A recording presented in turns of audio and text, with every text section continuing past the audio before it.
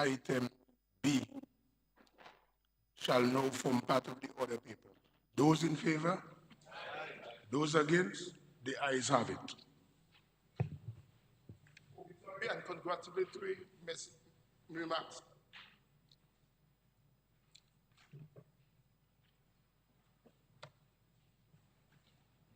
Morning to his honorary members in his house.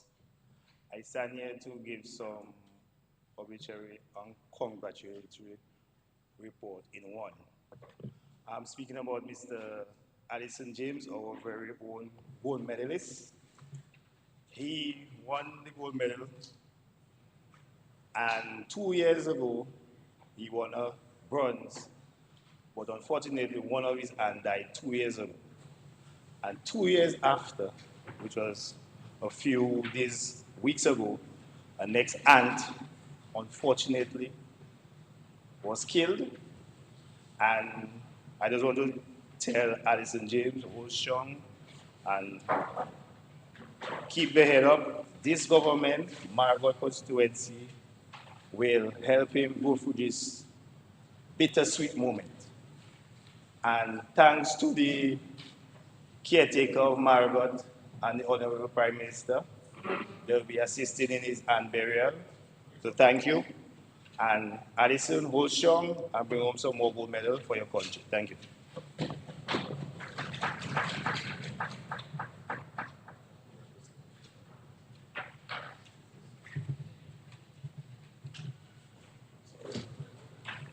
Confirmation of minutes. Mr. Speaker, I beg to move that the minutes of the meeting of Wednesday, 19 March 2025 be confirmed as circulated.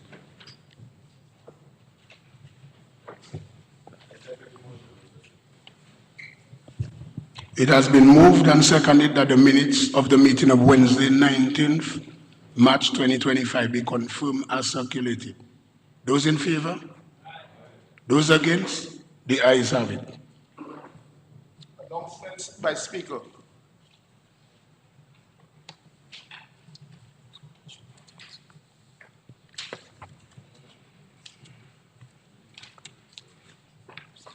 I must inform the Honorable House that I receive 4 correspondence from the following honorable members who are seeking permission to be absent from this meeting. It's Honorable Kasane Laville, Honorable Octavia Alfred, Honorable Greta Roberts, and Honorable Miriam Blanchard. Both Honorable Laville and Honorable Alfred are out on state duties, and Honorable Roberts and Honorable Blanchard are both ill.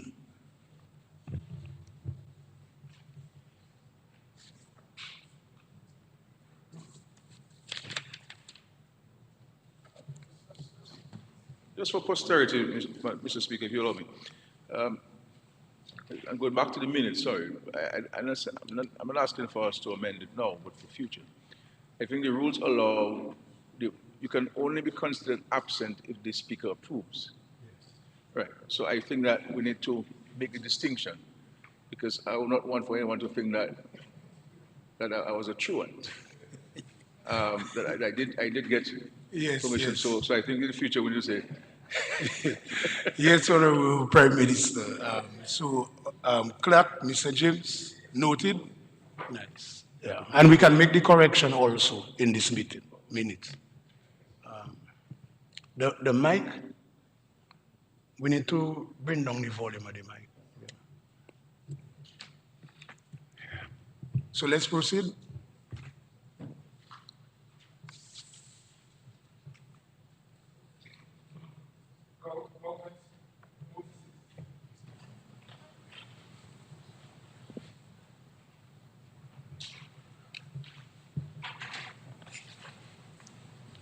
Mr. Speaker, I beg to give notice that at a later stage of the proceedings, I'll be moving the motions authorization for credit facility from the International Development Association, as the IDA, for a programmatic development policy credit to strengthen fiscal and climate resilience, and authorization for a loan from the National Bank of Dominica Limited for the purpose of funding expenditure in respect of the implementation of the electoral reform and modernization.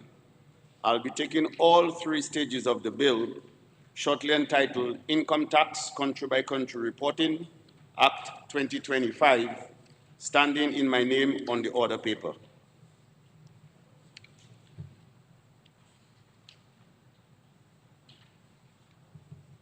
Statement by ministers.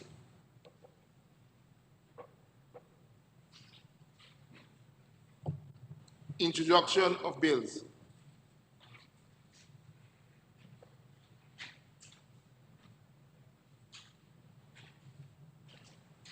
Mr. Speaker, I move that the bill shortly entitled Income Tax Country by Country Reporting Act 2025 be read a first time.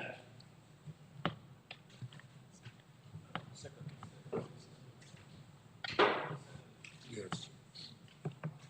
Income Tax Country by Country Reporting Act 2025.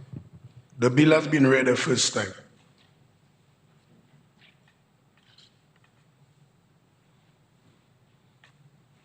Public business, government business, motion.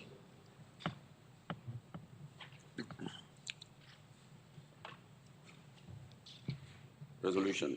Whereas, by virtue of Section 3.1 of the Loans Act, Chapter 6405 of the 2017 Revised Laws of the Commonwealth of Dominica, the House of Assembly may by resolution duly passed authorize the minister responsible for finance to borrow money from approved sources or guarantee loans to statutory boards or public corporation for the purpose of financing general development purposes in any foreign currency or currencies.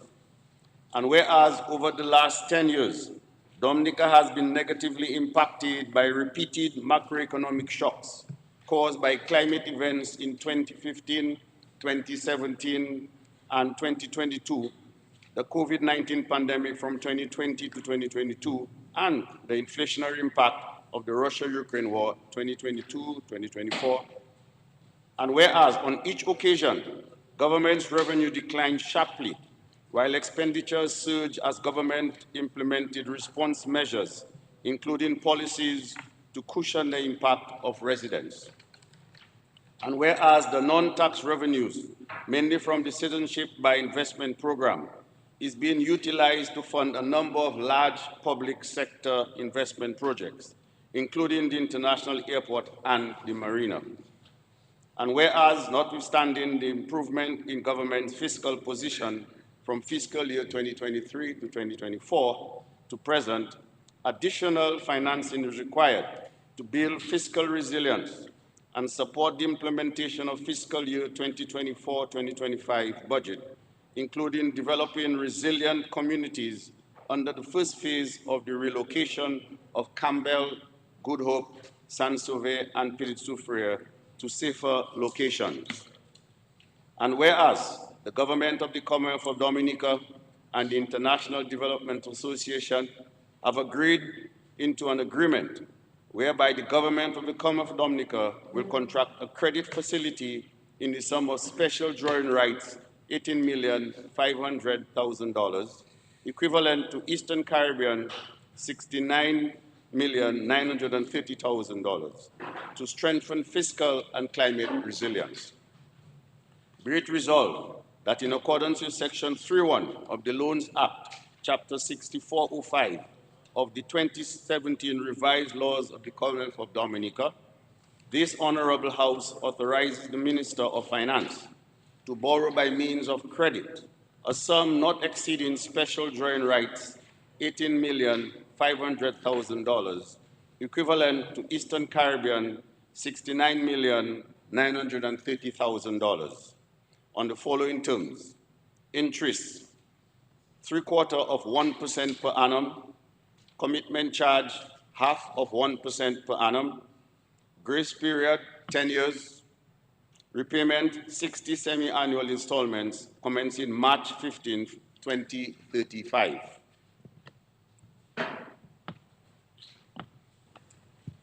The motion is before the House for debate.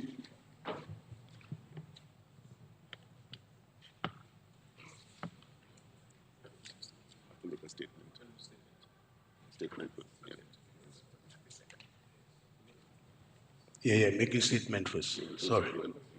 Yeah, proceed, Honorable. Mr. Speaker,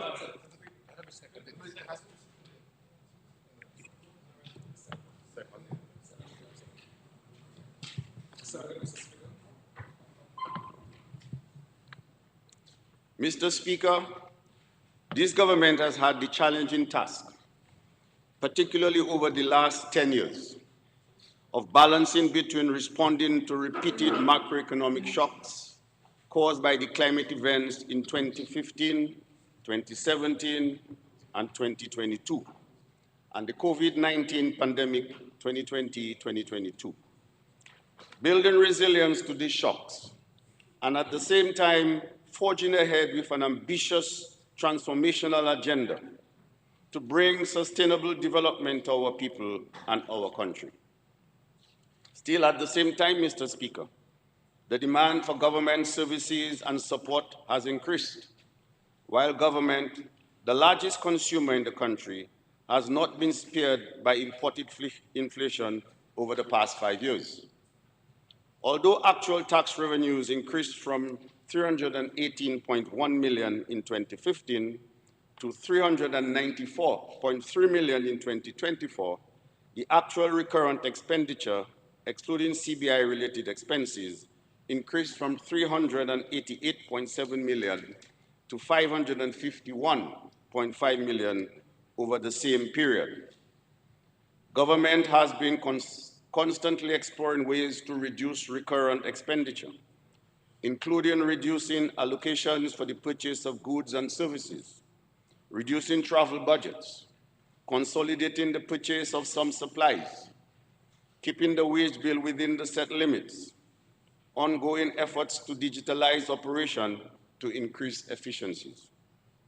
However, based on our analysis, a significant amount of these increased expenditures are related to the expansion in the services provided by the government. For example, Mr. Speaker, we now have 2 new hospitals, 14 new health centers. We've expanded services to the public. We have increased our subsidies in education, particularly in respect of early childhood education and free tuition at the State College.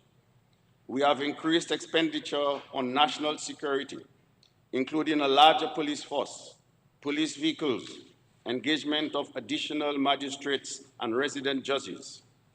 More sporting facilities have been constructed and have to be maintained, while at the same time, we have increased the number of sports officers. Mr. Speaker, these are just a few examples of the expanded services that your government is now providing. Despite this, there has been no significant increases in taxes. To date, we have conscientiously avoided increasing the tax burden on the people of Dominica, contrary to the views of some. Mr. Speaker, non-tax revenues, mainly from the CBI, have increased sharply from 6.9% of GDP in 2015 to 31% in 2024. These revenues are being used for the development of the international airport, the Cabritz Marina, several other infrastructural projects, as well as funding the National Employment Program, the over 65 non-contributory pension, a few other social programs, and on some occasion, supporting debt servicing. Government could have simply used the CBI revenues to close the financing gap in the recurrent estimates. However, this would mean not progressing the airport, the marina, the public sector investment programs, which would impede the ongoing transformation of our country and economy. In any event, it is not advisable or prudent to depend on temporary revenue streams like the CBI to fund recurrent expenditure, a practice which government does not subscribe except in special circumstances. Mr. Speaker, while some of the loan funds will be used to support the recurrent budget, for example, subventions to Discover Dominica Authority for marketing our Dominica, road maintenance and restoration, and procurement of equipment, aspects of the public sector program will also be financed from this loan, including land settlement in relation to some of the ongoing projects and the relocation of residents of Campbell, Pilit-Soufriere, Saint-Sauveur, and Good Hope to safer locations. So today, Mr. Speaker, I encourage every member of the House to support the resolution which is before the House. That is the IDA loan in the amount of special drawing rights, 18.5 million, or 69.6 million to build fiscal resilience and support the implementation of fiscal year 2024-2025 budget. This loan has been evaluated in the context of government's medium-term debt strategy and is consistent with the objectives of this strategy. I now commend the resolution to the House. I thank you, Mr. Speaker. So now the motion is before the House for debate.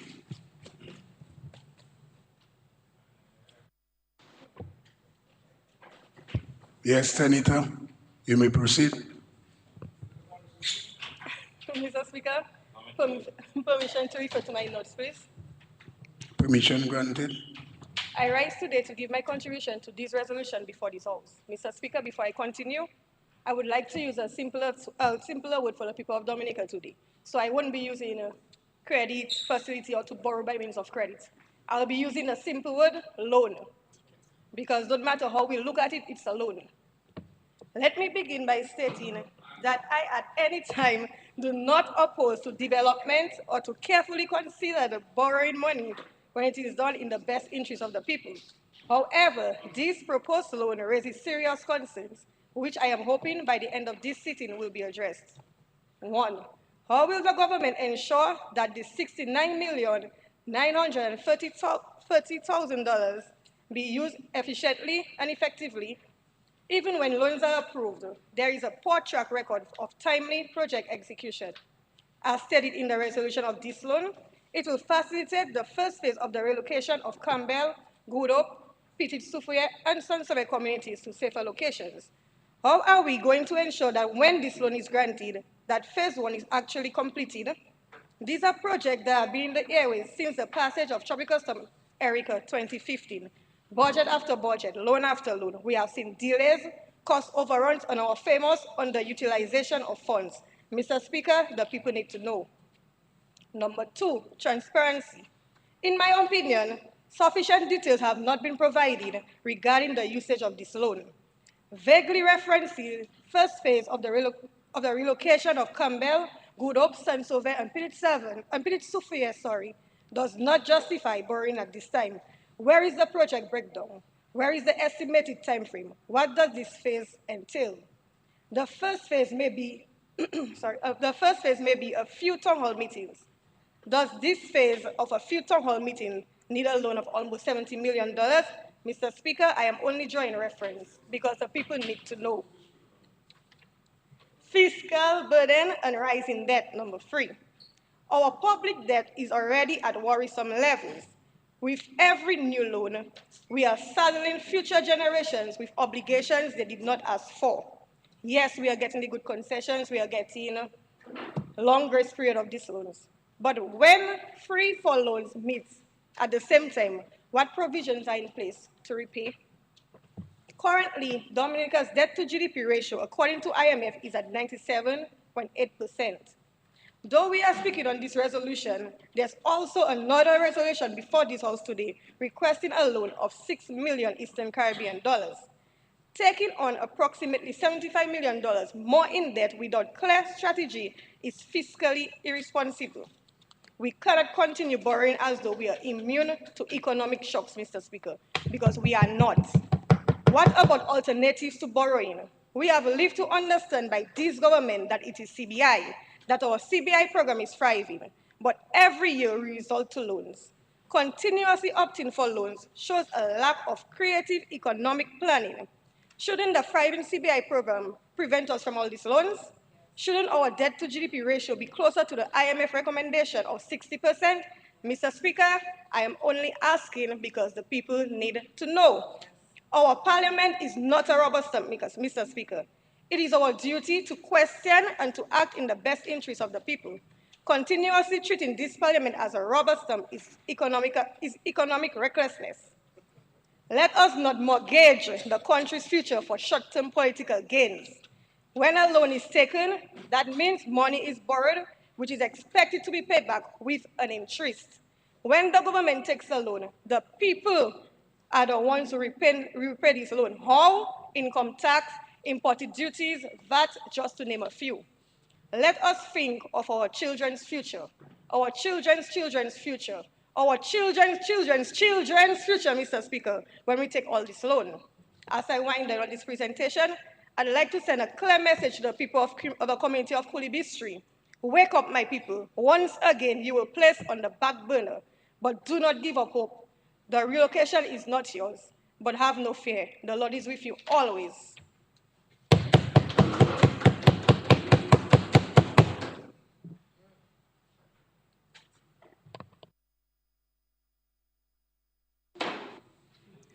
Can I get a tabletop?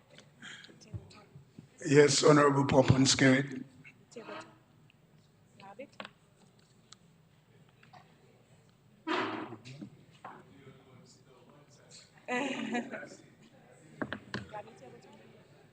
Well, you can get it for her.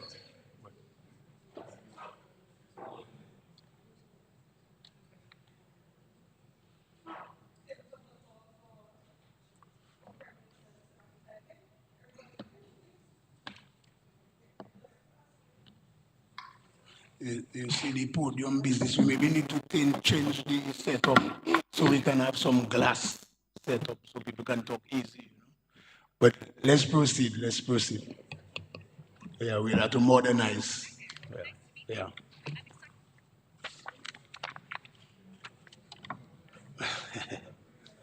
Let's proceed. Yes, Mr. Speaker. Allow me to report to my notes this morning.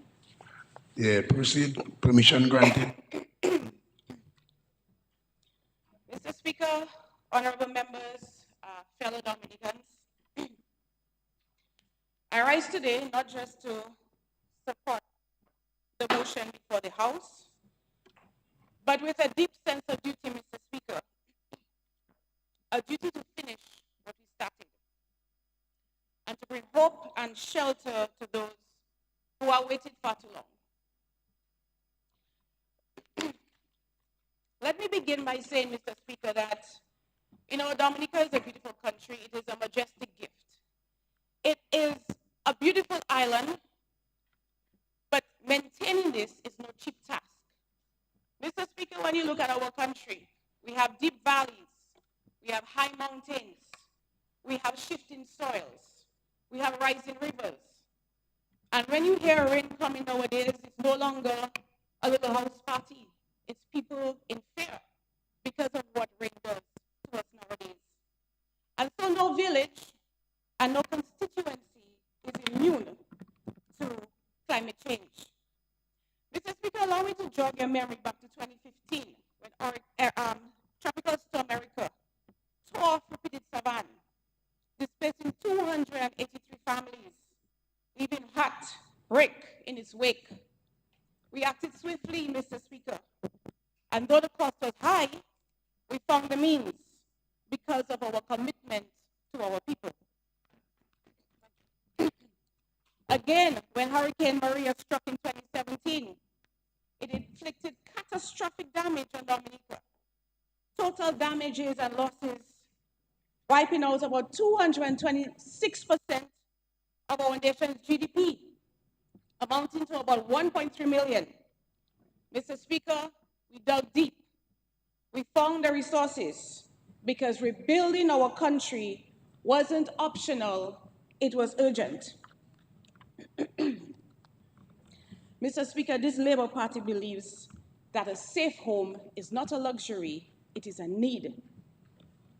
And one thing you can say about this government is that the results speak for itself. So I don't know what the member is speaking about, because if you look across Dominica, the proof is in the pudding. You will see resilient homes in the thousands across Dominica. Open your eyes and watch. In Kulibistri, Mr. Speaker, is one of the villages that we have touched on We're not complete. We're not finished with them, Mr. Speaker, but we have not forgotten them. Mr. Speaker, after Erica, listen because you don't know the stats. After Erica, 1.5 million was spent specifically for the residents of the Cooley area. Home renovations, cleanups. We built 3 resilient homes. In Maria, after Maria, Mr. Speaker, we spent 1.7 million in Cooley again for cleanup, for renovations. Check the village council, they will give you a record of all the checks that were sent to the residents of Cooley for their home renovations. We are not done yet. We are not done rebuilding. 226% of our GDP was wiped out. How many years are you going to think that's going to take us to rebuild, Senator? Mr. Speaker, in the Cooley area, we only have a few more homes to resettle. Just a few of them who are living in vulnerable areas. And we understand that. Cooley is not the only area where we have people living in vulnerable areas. But we have to start somewhere. We start village by village. In fact, as we speak, we have about 10 housing sites under construction, 240-something homes being built for the people, Mr. Speaker, who have been waiting since Hurricane Maria. So don't stand here and lie to the people and say that we have not touched Cooley because you believe it is a worker seat. Every Dominican deserves a right to live in a safe home. And so we are continuing, and Mr. Speaker, that is why we are taking this loan for us to continue the job that we have started.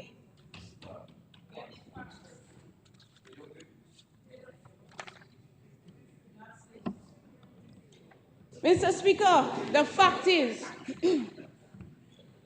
climate change is draining millions from our economy. Money that we simply do not have and we didn't cater for. That is why this government is acting responsibly by securing this loan. And still, through all this added expense, Mr. Speaker, we had to shift budgets around.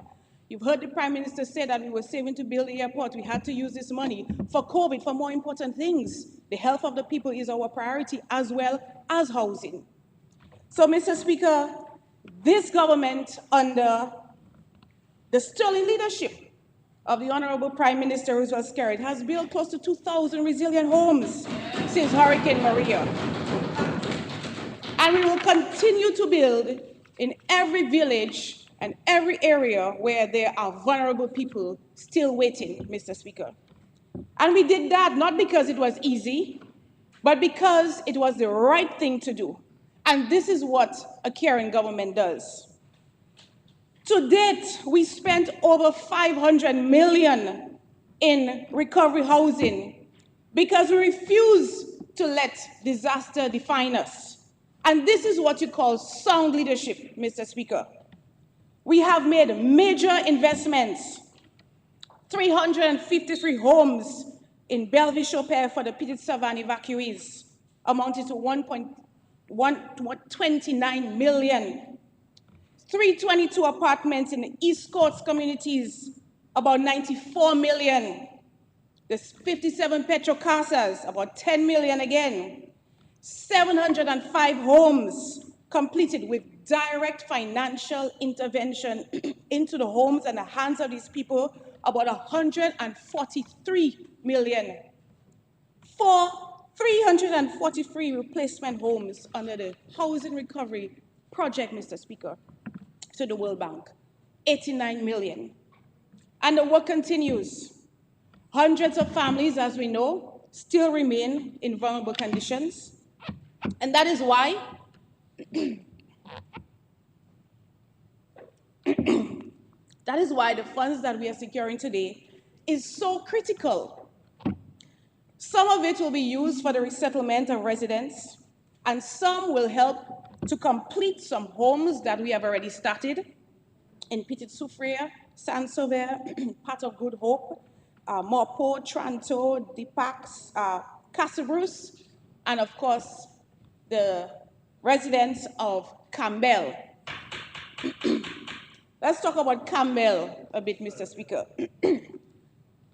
We understand the people of Campbell have waited a little bit too long. The land has been assessed and reassessed.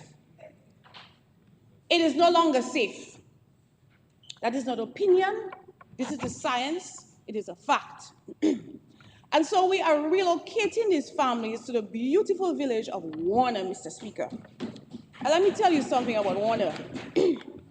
Warner is one of the villages that has become one of the most highly sought after areas when it comes to home construction in Dominica. Mr. Speaker, as I speak, I have maybe over 800 applications on my desk applying. People want to buy lots in the Warner area to build their homes for their families. But the land is limited, Mr. Speaker. The site at Warner for the relocation of the residents of Campbell, Mr. Speaker, I know you know that area. It offers breathtaking views of the Caribbean Sea. And so we are resettling people with dignity, respect, and class, Mr. Speaker. We are giving the people of Campbell the best of the best. And we will begin with those who lost their homes and cannot afford to rebuild. These are the people who have been most affected, the most vulnerable, and they will be first in line, not out of favoritism, but because justice demands it. To our brothers and sisters of Casa Bruce and Petit Soufriere, where landslides and shifting soils have become the new normal, we see you. We know what we have to do for you. You know for certain that this Labour government will never forget you. This is why we're here today, Mr. Speaker. Climate change is draining millions from us just to keep the basics intact. Roads, bridges, water systems. We have to be continuously spending money. Just the rain that happened over the weekend, we had so many blockages, landslides. Again, you have to find the money. You have to clear the roads. People have to go to work. People have to use the roads, Mr. Speaker. But amid these challenges, housing remains one of our top priority. Now, I know the opposition will raise alarms. The senator here talking about GDP ratio and all of this, Mr. Speaker, but I want to ask the member of Salisbury, have you ever met a mother with 3 children living under tarpaulin? She's not going to ask you about our debt to GDP ratio. She's going to ask you, where can I find a safe place to sleep before the next storm arrives? Mr. Speaker, I want to tell you a little story. I'll never forget Miss Josephine, I think her name was from the Pishley area, I believe. A senior citizen who received one of our homes. And when she was handed the key, she held it to her chest, held the keys, and she said, I have nothing to leave for my children but these keys, but this is something, and it's a lot. This is why we do what we do. Mr. Speaker, 10 housing sites are under construction throughout Dominica, and just last week, I did a Dominica because the CEO of MMC was visiting, Ms. Dr. Anthony Hayden. And I visited the site, the housing site of Eggleston, Grand Bay, Point Michel, and Scott said. Because, Mr. Speaker, we are determined to see these housing projects completed with the highest standards and in a timely fashion, Mr. Speaker, because people are waiting. And next week, I'll be heading to the north, in the area of Woodford Hill, Penville, and Vickers and Pebush, where we also have resilient homes being built there, Mr. Speaker. Then after, I will touch on Kinfield and Trafalgar. But Mr. Speaker, when I went to Grand Bay, Mr. Speaker, this Grand Bay area is majestic. Mr. Speaker, the Grand Bay housing site, it's like a new village we are building in a vibrant village of Grand Bay. Grand Bay and Dubic, the new Dubic, Mr. Speaker, is a sight to behold. Mr. Speaker, if you visit this area, there are 96 stand-alone, hurricane-proof Shatterproof windows, concrete roof, Mr. Speaker, energy saving lights with their little backyard, their porch, beautiful. I can't wait to, I'm gonna color code it because it have to be a sight to behold. When we do my aerial shots, let me tell you, more islands will come to Dominica and ask us about our housing. It's beauty and resilience combined together, Mr. Speaker. In addition to the homes in this area, we are also constructing a church, a community center, a fire station, a magistrate's court, and on the entrance, you will see beautiful little structures either side lining the road. 26 new commercial spaces, Mr. Speaker, in this area.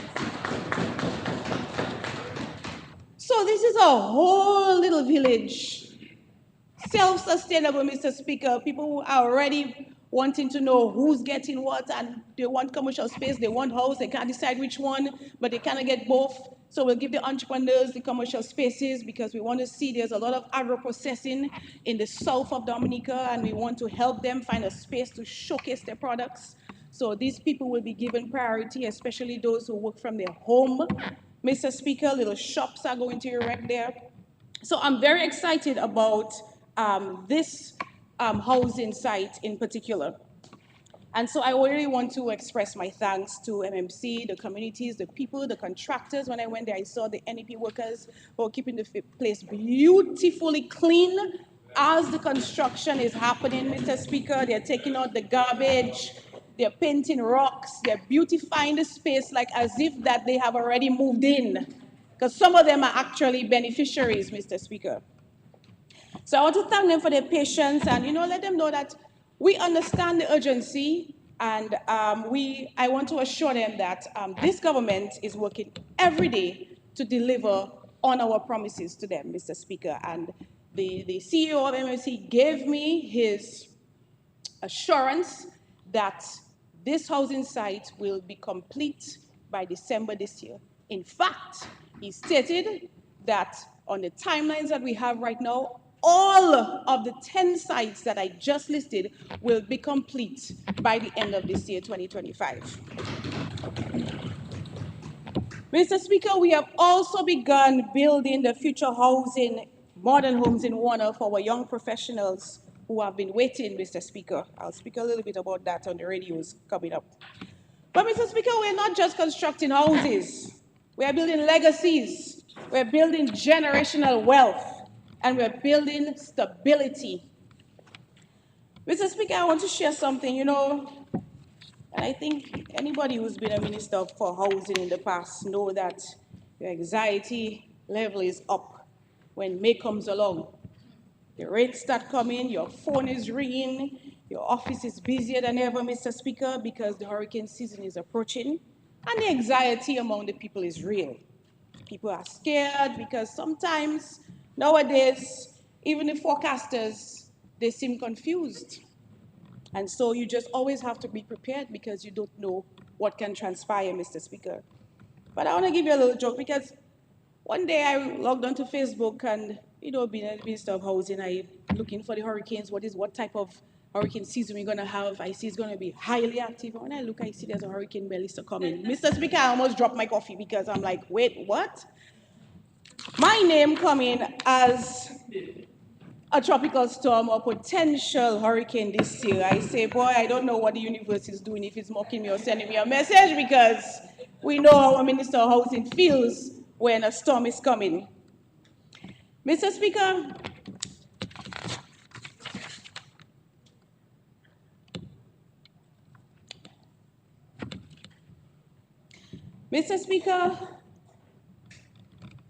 all jokes aside, this is why housing is urgent.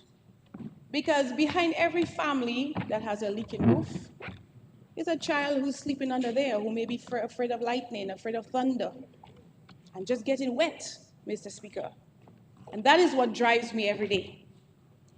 Now, before I close, Mr. Speaker, I want to share some exciting news for our existing homeowners across Dominica. Cabinet recently approved the hiring of a full-time state attorney. and she will be stationed in the Ministry of Housing. Mr. Speaker, she has one job to do. Her sole purpose is to process all the land titles for our government-built homes. This is huge, Mr. Speaker. This is a big deal because for years the issue of titles of government-built homes have been a hot topic in Dominica. But the reality is, after every devastation, our priority is clear. It's just to get people in homes as quickly as possible and put them under a safe roof, Mr. Speaker. So we're not going to let a piece of paper delay someone's chance of having a roof over their head. And because of that approach, we've been able to house thousands of people in a safe home. But now I'm proud to say that we have found a solution to move the title process forward faster and more efficiently. We're unlocking real value for our people, Mr. Speaker, and this is what progress looks like. We have made promises to the people, and we are delivering on our promises. We're not just giving homes, we're giving power to the people. We're giving independence to the people. We're giving them a future. And so let us move forward with this motion, not with hesitation, but with conviction, knowing that we are building not just for today, but for generations to come. Labour builds, Mr. Speaker. This Labour Party government builds while the others bicker. This Labour Party government delivers while the others have nothing to offer. And so let us continue to build and let us continue to lead. And so I support this motion without hesitation, and I urge all right-thinking members of this House to do the same. Thank you, Mr. Speaker.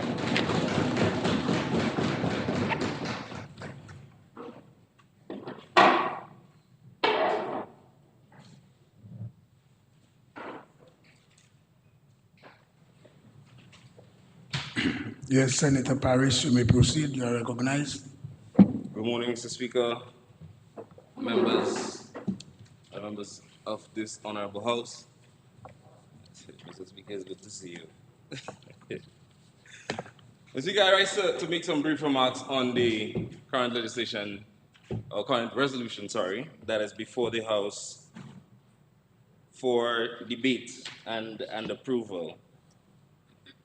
Let's take a cursory look at some of the key elements of this resolution. Government of Dominica getting a facility from the IDA, $69.93 million, let's say 70 million EC.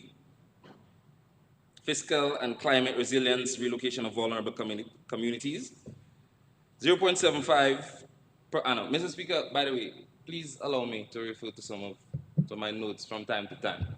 Permission granted. Thank you very much, Mr. But Speaker. it's like... Mr. Speaker, you can't give me a speech now.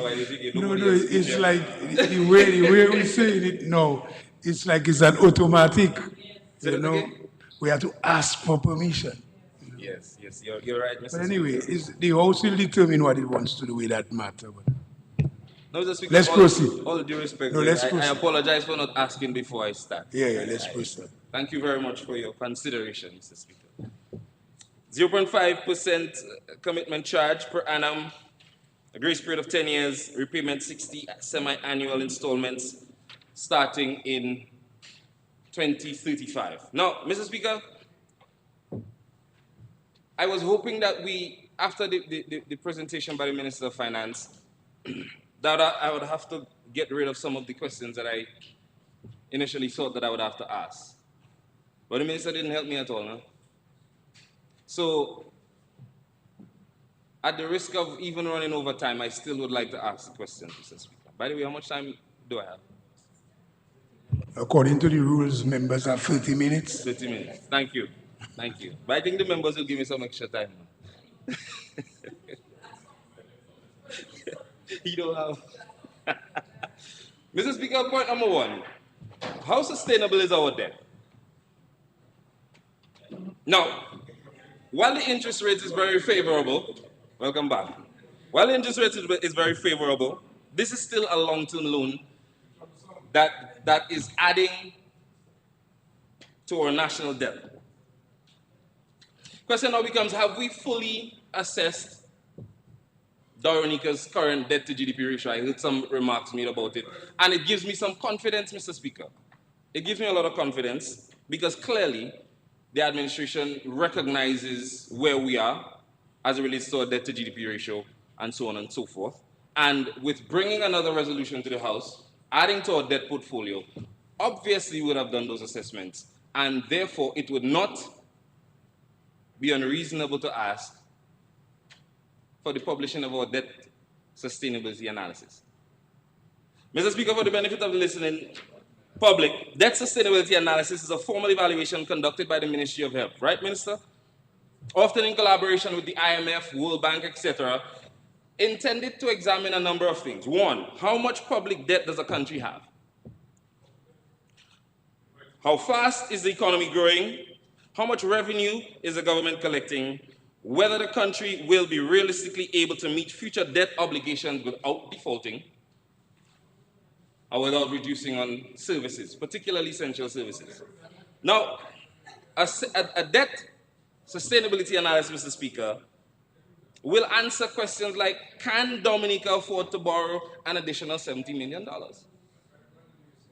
While the country may be able, will the country rather be able to start repaying sufficiently in 2035?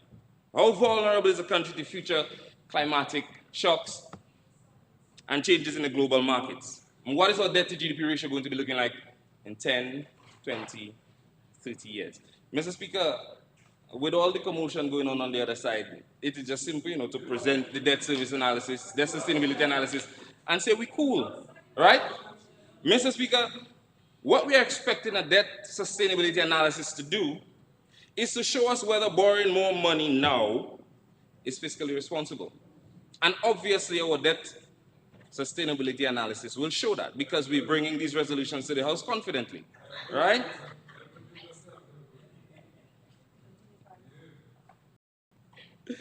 Or will it be leading us to a place where we're taking debt that we cannot sustain? Mr. Speaker, before we authorize new borrowing, I think it is fair for this honorable House to be assured that a full debt sustainability, you know what that is, huh? Okay, well, you shouldn't have a problem publishing it. We should be assured that the debt sustainability analysis has been completed, and we need evidence that Dominica will not be pushed into a cycle of borrowing to repay borrowing. Now, Mr. Speaker, between you and I, right? Let's level forward. Let's level forward. It must not be mistaken or misconstrued. And we must, it's not every time we have to put things in a one pot. Because the relocation of our citizens in the most vulnerable communities that are vulnerable to catastrophic impacts from climatic events, the relocation of those peoples, ensuring that our people continue to remain safe is not something that we can debate. It's not something that is debatable. Of course, that is something we should do. And of course, that should be at the top of our priority list every chance we get. Mr. Speaker, we have to constantly be making improvements in our environment to make sure that our people are safe. That's not what we're debating. That is obviously not up for debate. It cannot be. Mr. Speaker, as recently as yesterday, Minister made mention of it. Especially in a number of communities in Dominica, particularly in Calibishi, we saw all the videos going around. Many of the villagers there were impacted by torrential rainfall, even people commuting to the village. And that is a problem. That is a problem that we consistently have to face. So we have to keep making improvements to ensure that our people are safe. Because, Mr. Speaker, the reality of our situation is that we live here. This is our home. We're in the path of the hurricane, and we cannot move the country. So we are going to consistently be faced with climatic events that we did not contribute to and that we don't have control over.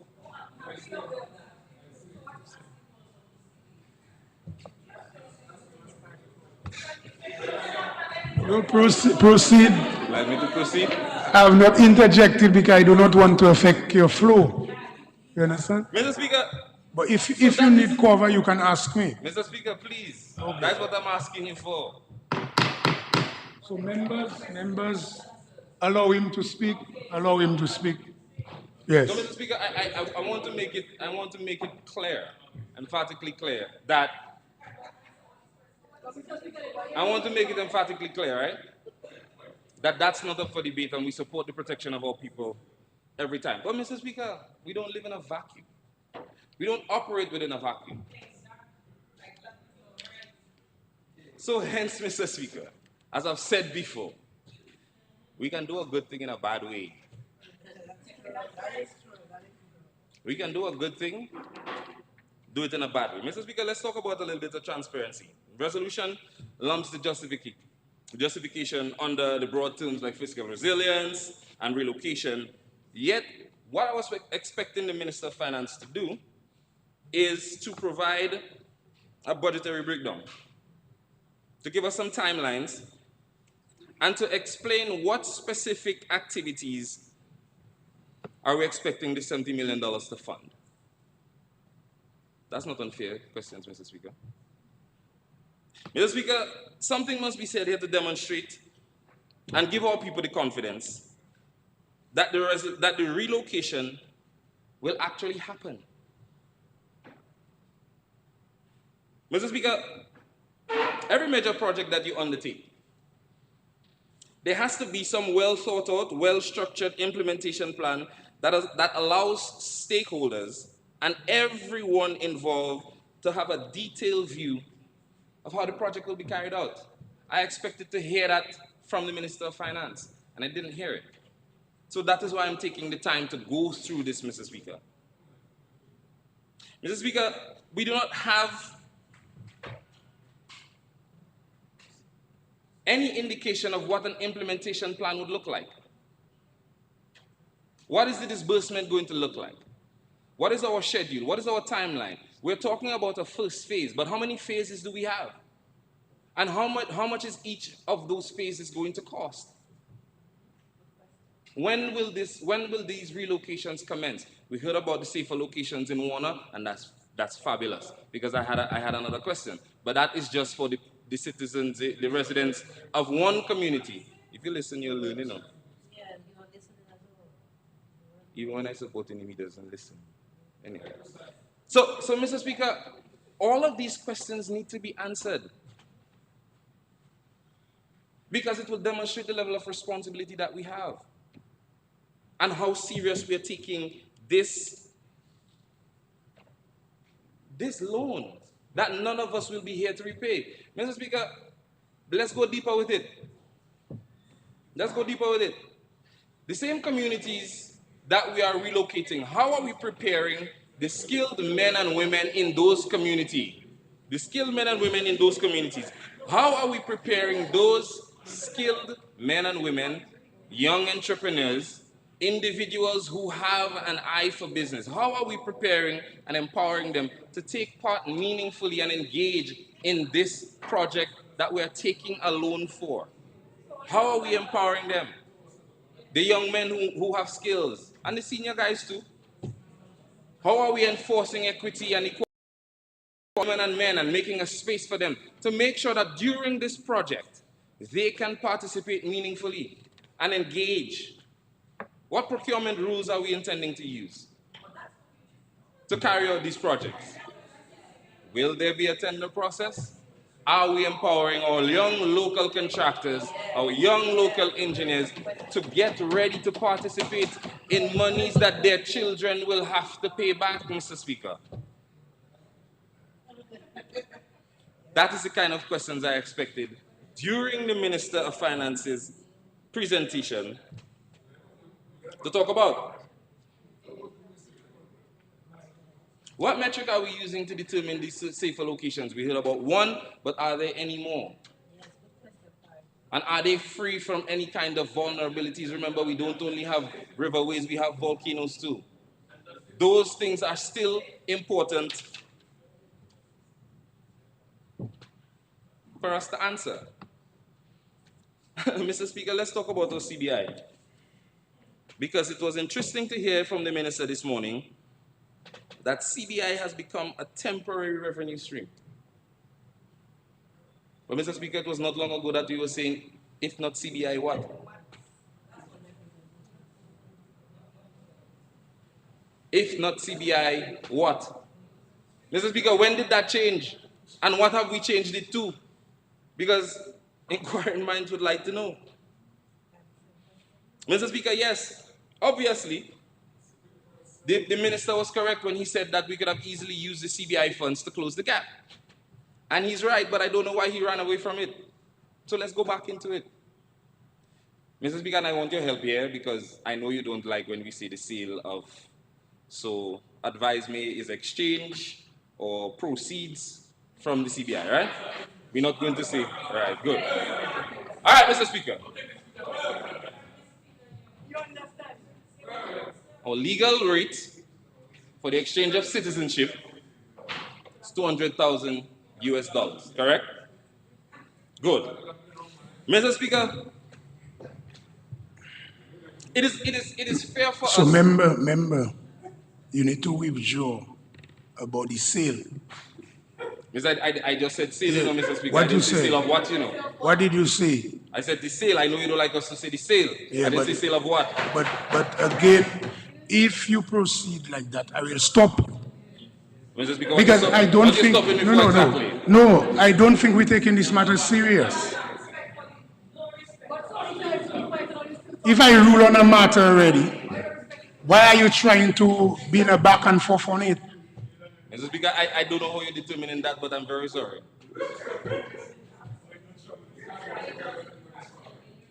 Well, you see, the problem is, we as people of African and Kalinago descent, we keep not getting the point. If you have your major revenue stream, you cannot as a collective in the parliament be talking about it as if it is illegal. If you bring to me, Mr. Speaker? Yeah. So I don't want you to go down that road. We have discussed it privately and in parliament. This is basic to understand. Okay, Mr. And maybe one of these days out of parliament, I will maybe deal with it on the radio program. Because I think we're not getting it and I don't have an opportunity to debate the matter because I'm in the chair. But we're missing the point as a black people. This is your main revenue stream. So if you destroy it, talk negative about it, it's like you are destroying a banana industry. That's what you're doing. Whereas we can debate and disagree on process and procedure, but not on the program. So, Mr. Speaker, what would you like me to withdraw? We've let's just proceed, but be guided and let's not treat this thing lightly as if it's a joke. It's not a joke. I ruled on it on principle and based on just legal. Nobody's selling any passport anywhere in the world. I'm trying to guide every time. But as I said, proceed. I will deal with it in a separate forum on my own. Because members of this honorable house, all of you need to deal with this. Maybe it's a little too late anyway. Because the damage is done already. So let's proceed. I'll give you an extra 5 minutes, but let's proceed. But hear me out. I'm not dealing with this politically. I am a Dominican, vested everything in Dominica. If you damage the economy, it's affecting all of us. All. So this is not, and then finally I'll just tell you, because I am not allowed to debate, but I rule on the matter, but you're trying to navigate and play tricks with it. Black people need to liberate themselves. Liberate ourselves.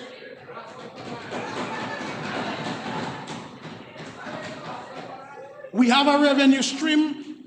We might disagree on process, we might disagree on approach, but let us as a people come together, debate the matter, yes, robustly, but not destroy. And whereas, and I will clearly tell you where my thought coming from, whereas a lot of nations of Caucasian background have their program, but no black person is saying negative things about it.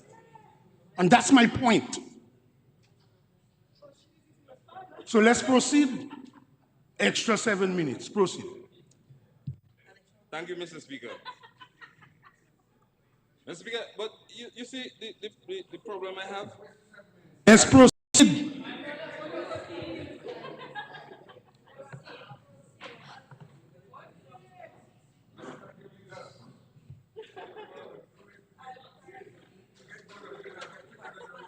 Mr. Speaker, the problem I have is that I agree with you. I agree with you. And that is the point I was trying to bring across, because I believe we don't need a loan for this because our CBI can do it. That's what I was saying, but I wouldn't get a chance. I agree with you. It is our main revenue stream. It is 63% of our revenue annually. And we don't need to take a loan because 130 passports or exchanges could have done this. We could have generated the money, so we wouldn't have to take a loan. Mr. Speaker, I agree with you. You are absolutely right. So when I hear the minister pretending as if we cannot use our CBI to do that, that is why I begin to get confused. That is why I begin to get confused, because I believe the CBI program can do it. That's what I was Proceed, saying. but Mr. Speaker, don't get me to talk involved in the about debate. CBI, I make my point. I won't talk about it.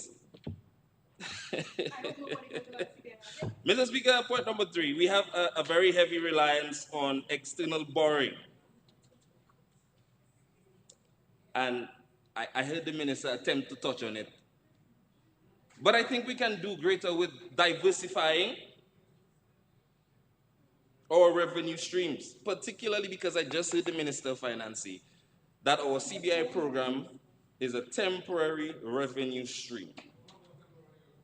Right? I think greater work can be done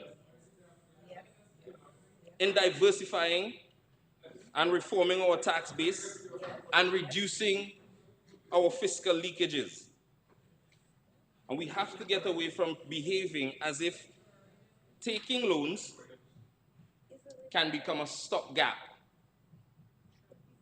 for financial leakages that we have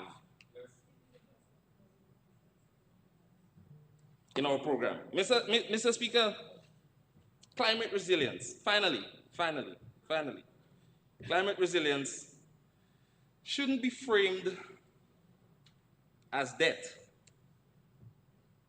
And I think we have a responsibility in this honorable house to continue to show our people and demonstrate that we don't think, or we wouldn't like to behave as if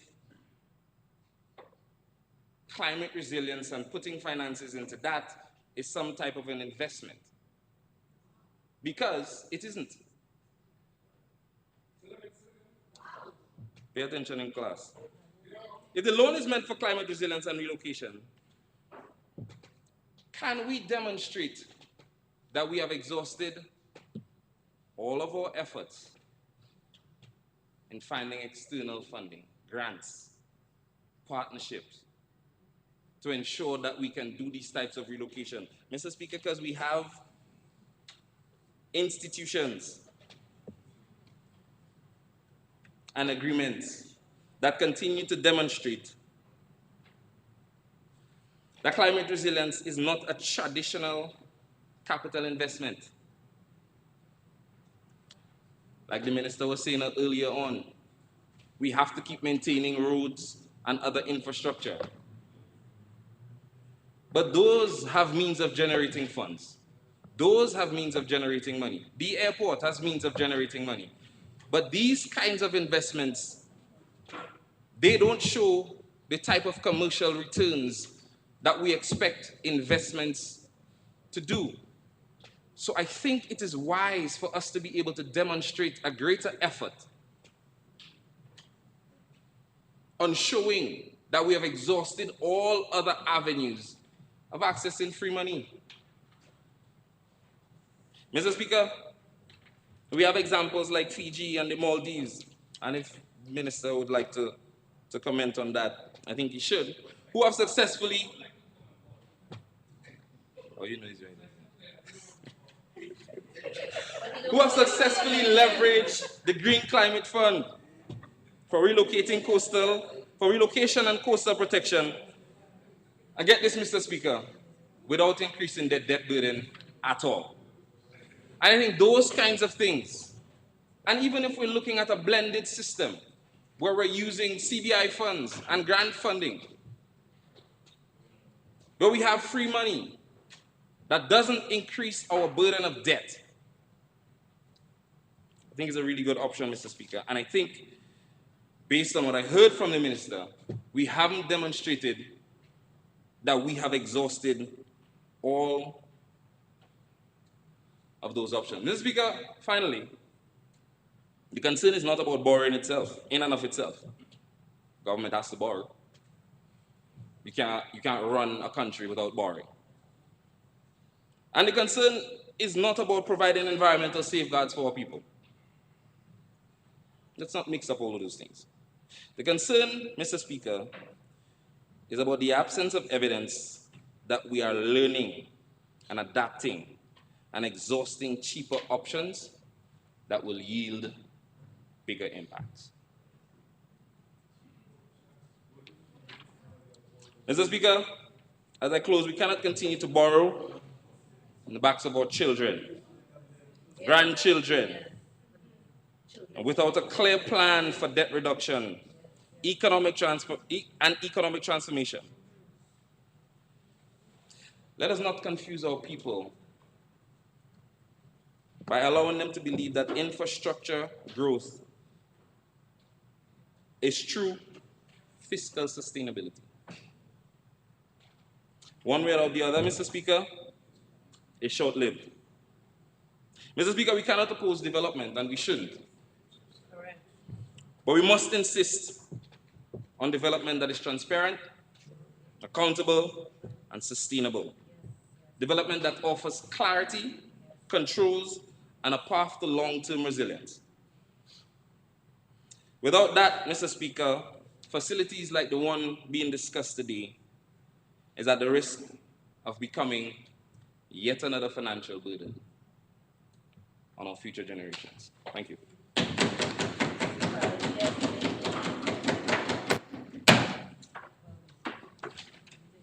Thank you, Mrs. Yes, Honorable Prime Minister, you may proceed. Thank you, Mr. Speaker. I want to thank the Honourable Minister of Finance for bringing this motion before the House to borrow funds from the World Bank to assist our country with its social and economic development in the face of tremendous shocks, whether it's from natural disasters or the pandemic, or even the global geopolitical climate. Now, in 2016,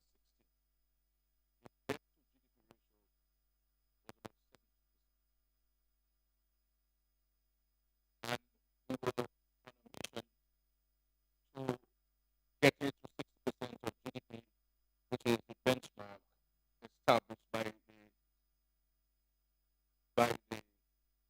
Monetary Council for the Central Bank. Now, Mr. Speaker, that was absolutely impacted by Tropical Storm Erica, which affected 90% of our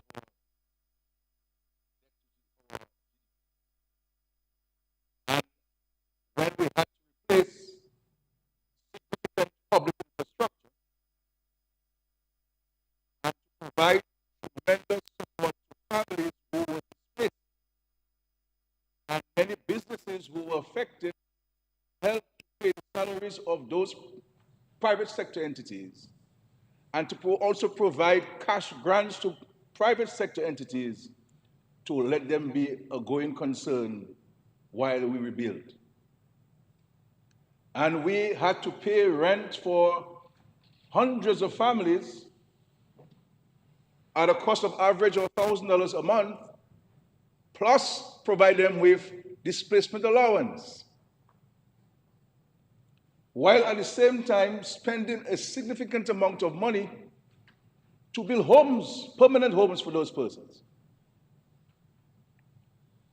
So when it comes to talking about fiscal responsibility and fiscal prudence, these terms are what describe and have described this Dominican Party over the last 25 years in government. We have always been responsible, but at the same time responsive to the needs of our people. And mark you, Mr. Speaker, prior to this government coming to office, prior to 2004, no government was bothered with people who were affected by a natural disaster. No government built homes for anybody who was affected or helped you to fix your roof or to assist you when your homes got affected by a natural disaster. No government before this government, Mr. Speaker, gave farmers direct cash support because their farms were affected by a natural disaster, except when you had wind ban or whatever it was called, wind crop, for banana farmers who were insured and were paying insurance. We provided support because we understand that in times of adversity, in times of difficulties, we must always maintain the dignity of a human being. The dignity of a human being, Mr. Speaker. Because we recognize that a government is really a not-for-profit organization. The government is engaged in public good. And so there are investments that you will make that you will not have a return. But investments, nonetheless, you have to make. When we restore a significant portion of our water systems that have been affected, we don't expect DOASCO to make no big sort of profit from this, because the amount that you would have to pay to get DOASCO to maintain itself to the extent that it should would be a burden to many people. Because this government recognizes that water and access to water is a public good in large measure. So we invest, and we have invested in water systems. When Maria hit, Mr. Speaker, we had over $260 million in an account, saving every month in order to build international airport. And I kept this money, Mr. Speaker, until it came to a point where I could no longer keep it in the account because there are still many families who are suffering, who are displaced, their livelihoods affected. And what do? Do I say, well, keep the money in the bank while people are suffering, people are homeless?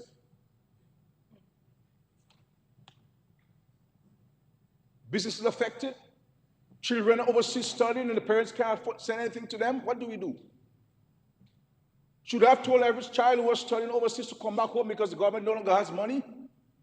Or do we ensure that we provided the children, the students with the means of attaining their dream and the investment in education so that they can become independent actors in the global environment? And we spend the money. Had it not been for Hurricane Maria, Mr. Speaker, we would have had enough money to build our international airport in cash. But there comes a point, Mr. Speaker, when you have to give way to transformative and transformational projects and programs, because these projects and programs are what will bring you the revenue that you need to sustain the economy. And this is why we have prioritized in this period, Mr. Speaker, because we believe that if we do not do these things in this period, they will never happen again. Because no bank, No organization is going to give you money to build an airport. None. Ask St. Vincent and the Grenadines.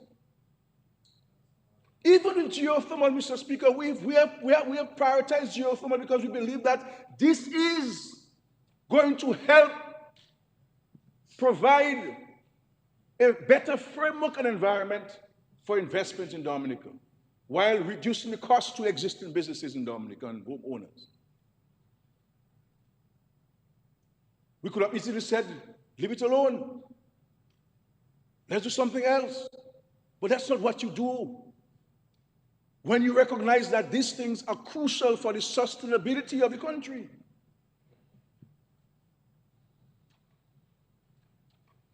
Running a country is no different from running our homes in large measure. That there's some things have to give and something have to take. You have to reprioritize. And that's what we've been doing. So it is not our responsibility. We have no legal responsibility to anybody who's affected by a storm to relocate you or resettle you. But we do so because of the guiding and founding principles of the Dominican Labour Party. And within ourselves and within myself as leader of the party, I believe that a government, a person has a duty to the less fortunate. So this is not a thing that we read in books. That is within our being, Mr. Speaker. And so we can come here and raise questions about the loans and so on, but the question is, do you support it? Do you support it? No? By inference, no? And so you come here and say, well, what about this community or that community? And not supporting the communities that have been mentioned to benefit is really being, really just using words. Really just, there's no intrinsic motivation. There's no guiding principle, Senator. So yes, we can raise questions and it's okay. We can respond. But I think there comes when we have to rise to the occasion. Rise to the occasion. And so, Mr. Speaker, I can say to people very clearly, in my personal life, I do not like debt. And from the government standpoint, I do not like debt. I always believe that money has to be managed, not spent. This is why I always encourage people who I encounter that as small as it is, save something. Save something. Well, it's $5. 5 plus 5 is 55. It will grow. Yes, 55.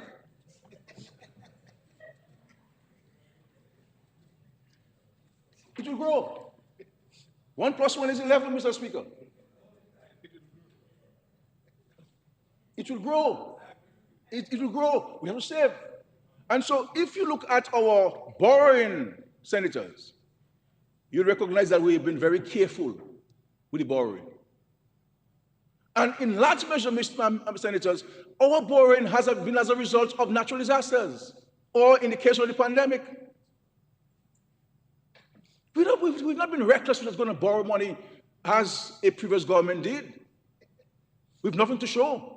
So I understand the genesis of your concern, but this has not been the actions of this government. Very careful. Very, very careful with how we borrow and who we borrow from and what we borrow for. And so, Mr. Speaker, I am very happy for the people of Campbell. They will remember that I went to Campbell in 2007 with the then Power Rep when we were affected by a storm. And I suggested to them then that they should relocate. But everything else, when the storm settled and grass started going back and trees are going back and vines are going back, people feel comfortable in their homes, they don't want to leave. So really it was after Maria Blackmore, Erica, that some people decided that they want to move. And then in quick fashion, we had Maria, which catapulted everything else. But I am happy that the government has prioritized the resettlement of Campbell. It has gone ahead and purchased the lands from Social Security to assist or facilitate the relocation of the people of Campbell. And I really want to thank the government for doing so. Likewise, Peninsula that was affected in 2022 by a natural disaster. Of course, they have had a series of actions there, many times. But it came to a point where we went down and said to them, folks, you have to relocate. And eventually they agreed with us. And we've gone ahead, Mr. Speaker, and acquired the lands in Cassibruce to relocate the residents of Petit Soufrière, Saint-Sauvé, parts of Good Hope, and there's some families in Morpo and Deeper and Cassibruce who will also form part of the mix, Mr. Speaker. The Minister of Finance has indicated that some of this money will be spent for marketing of Dominica. Marketing of Dominica.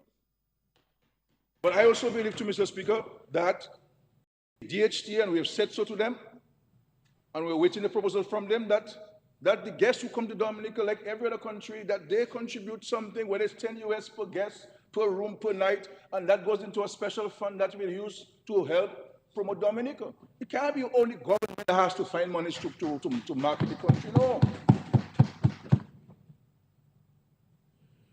Are we prepared to look at a special tax for this?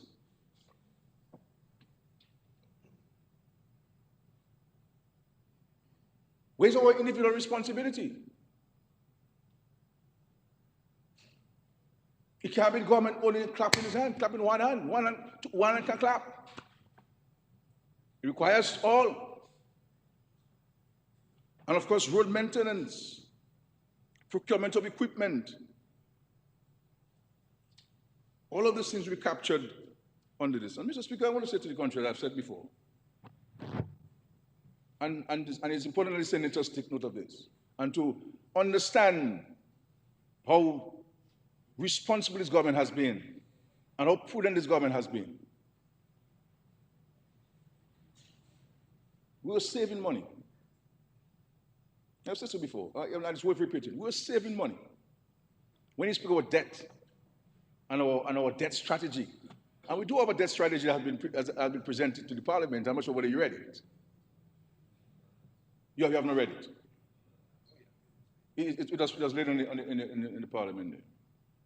And we're saving to pay for national debt. And I wanted Dominica to be the first developing country in the world to have a 0% debt to GDP ratio.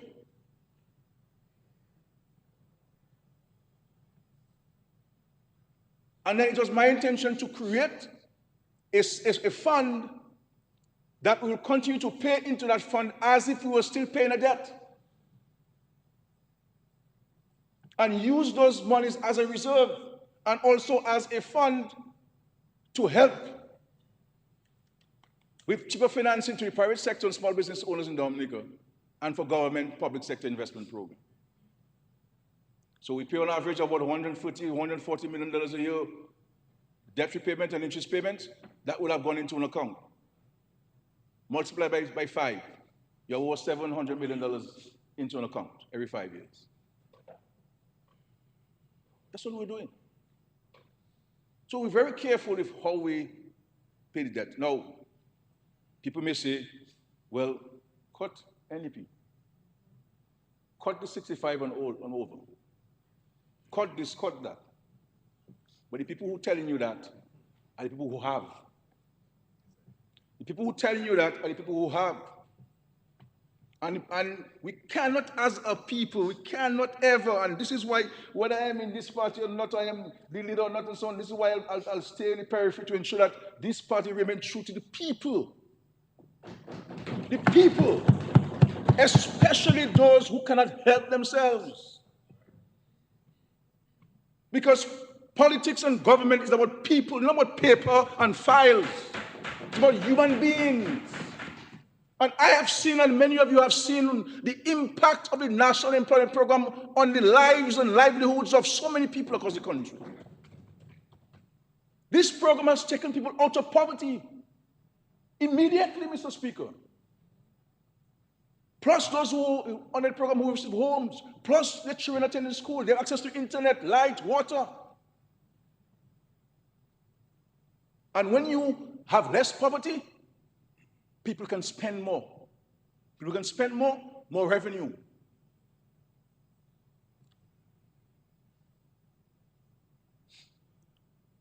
So these social programs do have an important role to play in economic development.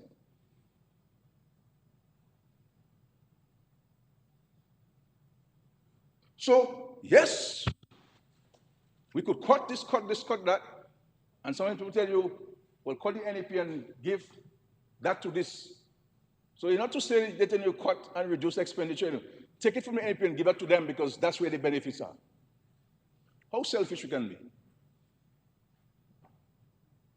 But as long as they're in the Prime Minister of this country, these programs are going to be there. They'll be reviewed as time goes by. They will be assessed and evaluated. We'll strengthen it. We'll improve it. But these programs are important programs for the people of this country. And yes, the issue of housing, yes, it has to be reviewed as to how we go about granting somebody a home, under what conditions we grant somebody a home. But the principle must not be compromised. The principle behind it, the philosophy behind it, cannot be compromised. And so we have to be responsive, but responsible. And I think where the voices of the opposition, the senators, are important, and I think that's where you should be focusing as a parliament because people outside listen to us. And when I say outside, I'm only talking about Dominique, I'm talking about the international community. Where's our voice on the issue of climate change and climate justice? That's one of the very reasons why we're here, Maureen. Communities have been decimated because of the impact of climate change. People's livelihoods have been affected because of climate change. People's way of life, agriculture as we know it, is being affected dramatically because of climate change. That's why we should be lending our voice, because when you look at our debt to GDP ratio, our debt, a significant percentage of our debt has been to respond to natural disasters and external shocks. So I don't want us to make this thing an academic exercise, Mr. Speaker. This is real life things we're talking about.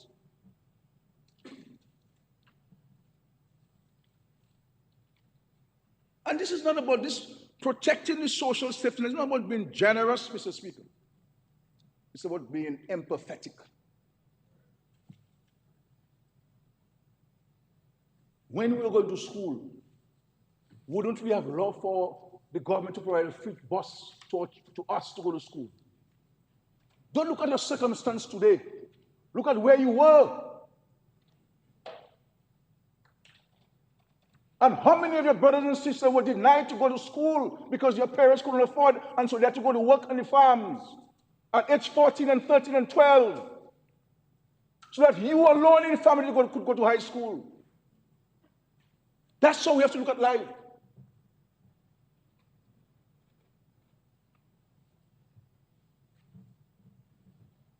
So yes, we can cut this because this can cost money, and it's no obligation. The government has four basic responsibilities.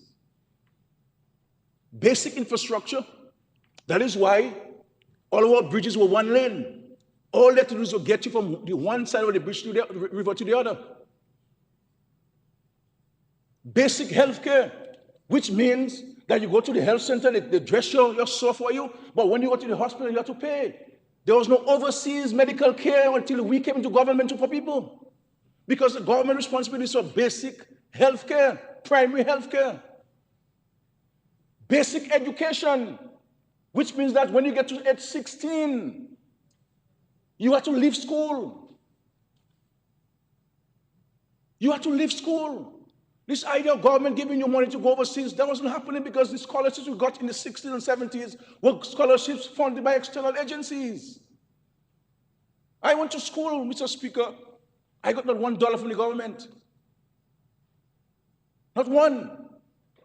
But it doesn't mean because I did not get, I should deny other people the injustice of not getting the opportunity to go to school because they're bright children. So you have to be motivated, Mr. Speaker, by empathy. And so basic education is taught at high school, at age 16. This is why when children would repeat a class at 16, they send you home. Because they're no longer responsible for you.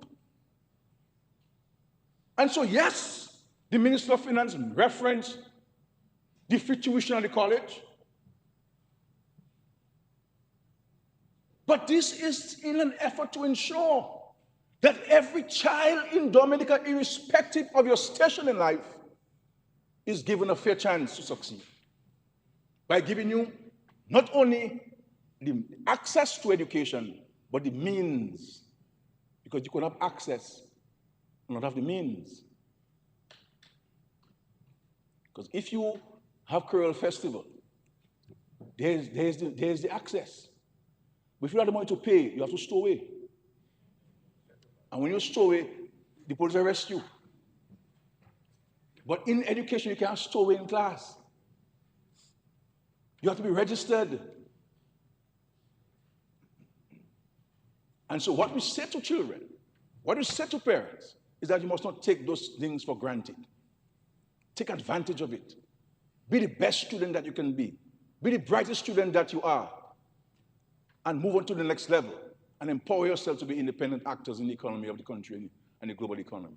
And so, Mr. Speaker, while from a personal standpoint and from a government standpoint, we know I don't believe in debt. I don't like debt. Debt is important. It's an important source of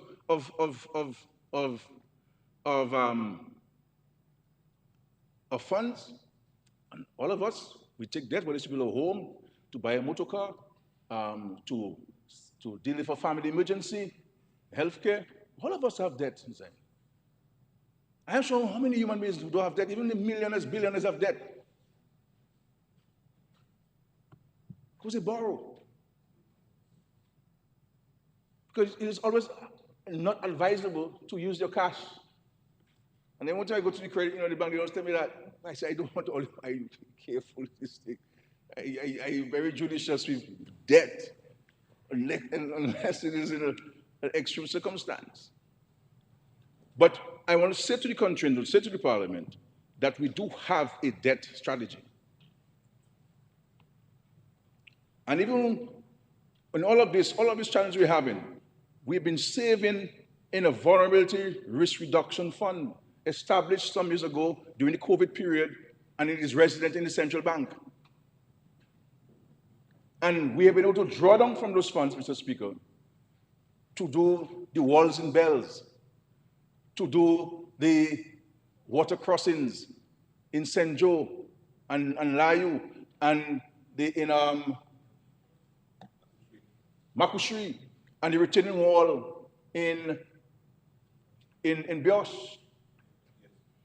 And we're saving and that's to tell you how monies can, when you save it can build. We're only saving for a time being because of the fiscal challenges, $500,000. $500,000. And so when things get better, when the fiscal situation gets better, the revenue increases more, and the other projects that we have are coming to an end, which will give us some greater access to financing, will increase it dramatically. We've also, in the debt strategy, have the intention of establishing a debt repayment fund. So the issue of future generations, we have that in the debt strategy to ensure that future generations will have a fund that they can draw on from when they have difficulty in the fiscal space to pay the debt, that they'll draw down from that fund. And I believe that come 2026, we'll be in a position to start depositing money into this account and to have it at a low at $142 million as the floor. And so when you look at even this debt, Senator, you're talking about a 10-year grace period. A 10-year grace period. So it gives us the opportunity to implement those projects, to benefit from them, and gives you greater leverage and room to manage your debt portfolio, your debt obligations. So it's not a debt that's going to come in now, tomorrow. We have a 10-year grace period, which is important. And it reminds me of a lot of monies that we put at the aid bank, and we give homeowners because we felt that the average house should be constructed in 6 months. So while you're paying your rent, you can build your home at ease, because the challenge people have is that they're paying a rent of $1,000 and they have to be paying a mortgage at the same time, and makes life difficult for them. So that's why some people's homes are incomplete and they move in, because they have to save $1,000. So we're dealing with real life situations there. This is not an academic exercise. Real life situations. And this is why we took a deliberate decision that part of those funds will go towards the resettlement of Pile Soufrière, Good Hope, Saint-Sauveur, and Campbell. And also part of those funds will also be used to pay some of our service providers who we owe, so that we fulfill our commitment to them, our obligation to them. And so we will be paying about maybe $30 or so million to service providers, Mr. Speaker, and clear off those we owe once and for all, Mr. Speaker. And so in essence, Senators, all of this money is going to be spent in Dominica. And those that will be spent overseas for marketing, it will benefit the hotels and the guest houses and the Airbnb in Dominica and the taxi operators in Dominica. So this is what it is. So rest assured that this loan has not been taken in isolation. It has not been taken in indifference to our ability to repay or inability to pay. It has been given careful consideration. Careful consideration. But we believe that it is monies that are well spent. And so we look forward to us receiving those funds once Parliament would have approved. And we are ready to move with the construction of homes in Campbell. We have designs. We have designs for Pile Soufrière already, and we are ready to move by utilizing local contractors who will build those homes for us, hoping that they can build those homes for us with efficiency and speed, Mr. Speaker. So I thank you, and I hope my comments would have addressed the questions I heard you ask. And if you think it has not, you're free to stand and ask me and tell me which ones I didn't answer. Senator Paris, please. No? I would like to have a conversation if you have a question. Yeah, I'm serious, yeah. Tell me which one. Tell me which one. Tell me which one.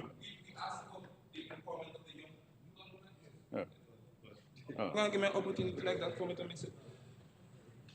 I have concerns about the empowerment of the young people and our skills people in those communities, and Dominica at large, empowering them to participate meaningfully. That is always a problem. Okay. Mr. Prime Minister, just let me say I like this opportunity here.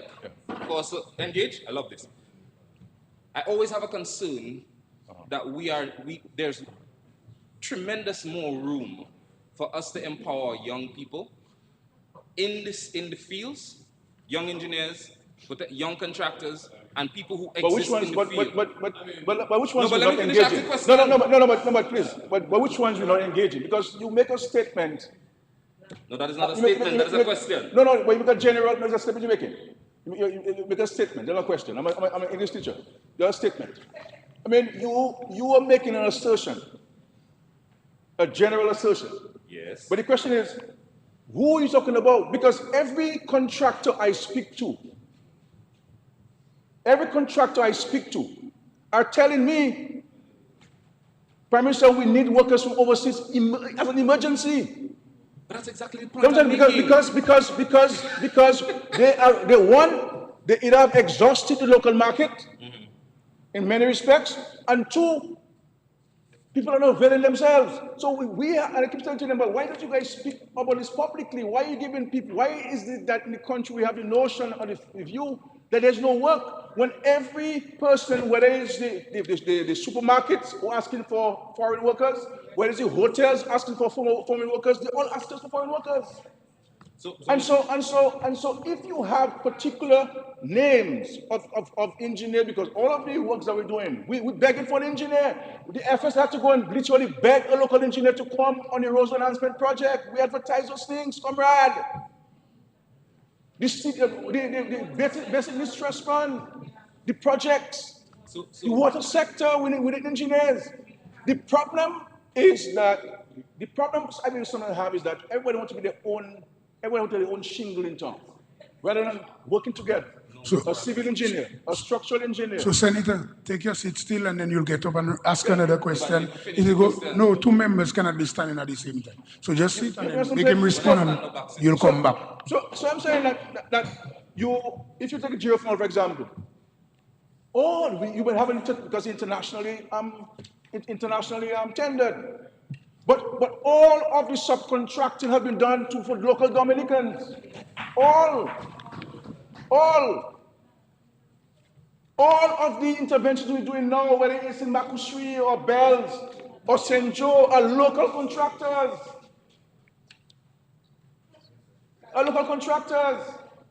We're going to be all of the homes we're doing in the Kalinago territory. Our indigenous Kalinagos doing them. All. The people who build Jungle Bay were all Dominicans, uncle. All.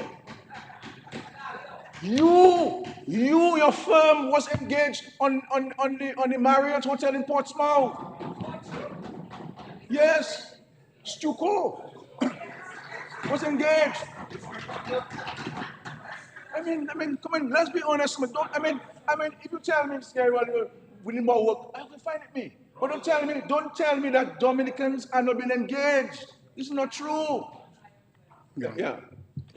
But that's not what I'm saying. What are you saying, Uncle? But if you give me a chance, I'll explain it to you. You want me to explain it to you?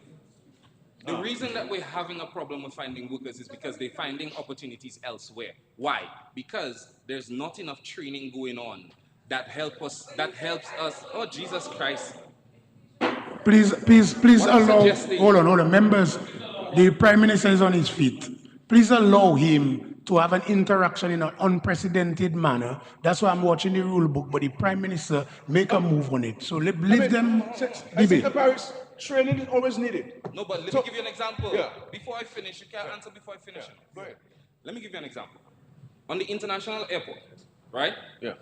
And I've said this here before. Yeah. And I sometimes think we conflate the issues because it's an opposition and a we conflate it, right? Go ahead. But we have an opportunity to create a number of training programs on these areas. Wait, you eager to answer. Wait, let the question finish. Because your premise is wrong. No, hold on. So anything you say after that is wrong. The reason why we have so much of a drain all of the time is that people are not finding reasons to stay. And we need to create systems that continue to empower them and equip them to stay. Paris, if you sit up, please. I'll say this. If you say that you want a job on the airport, tell me that. I don't. Because you do not know who's engaged. At the lab, to have a genuine interaction at the lab, Mr. Paris, Senator Paris, there are Dominicans who are working side by side, the international experts, and they are being the ones running the lab, the Dominicans there. If you go on the airport, there's a Dr. Peltier, or last time, who is the main engineer, Dominican lady there. There's several Dominicans engaged in technical fields. There's a young lady from Marigot there. If you know of anybody who has particular skills and who can engage, we're more than prepared to look at that. We're more than prepared to look at that. Just want to tell you, let us be specific. If you have names of people who have an interest in working and learning and so forth, great. I can give you the assurance that I will get them engaged. But it must be. But nobody cannot make. But before making Paris, you can't make a blanket statement that allows for training of our people, consistent training, so that when we need workers, we always have, because they will always go. That's what I'm But all of the projects you have and you engage contractors, is the expectation that they will engage local Dominicans. And local contractors are talking about who will be getting on-the-job training. That's what it is. So I'm trying to understand your point anyway. I realize you're struggling. No, but I try to understand your point because you making a statement that is not steep in fact. What is it steeped in? Obviously, you don't know. There's no you making an assumption on something you don't know. So I suspect that you may be looking for workers and you can't find. A what? That you may be looking for workers that you can't find.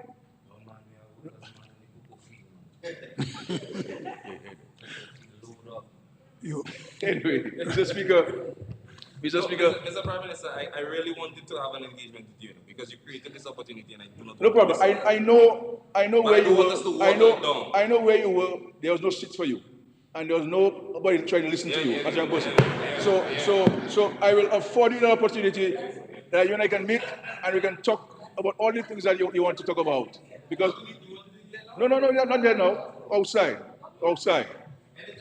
Outside. Because as you said, that in the Workers' Party, there's no place for a young person. What's the relevance of that? What is the relevance of that? There's no relevance. That don't have nothing to do with the resolution. I agree with you. Yeah, I agree.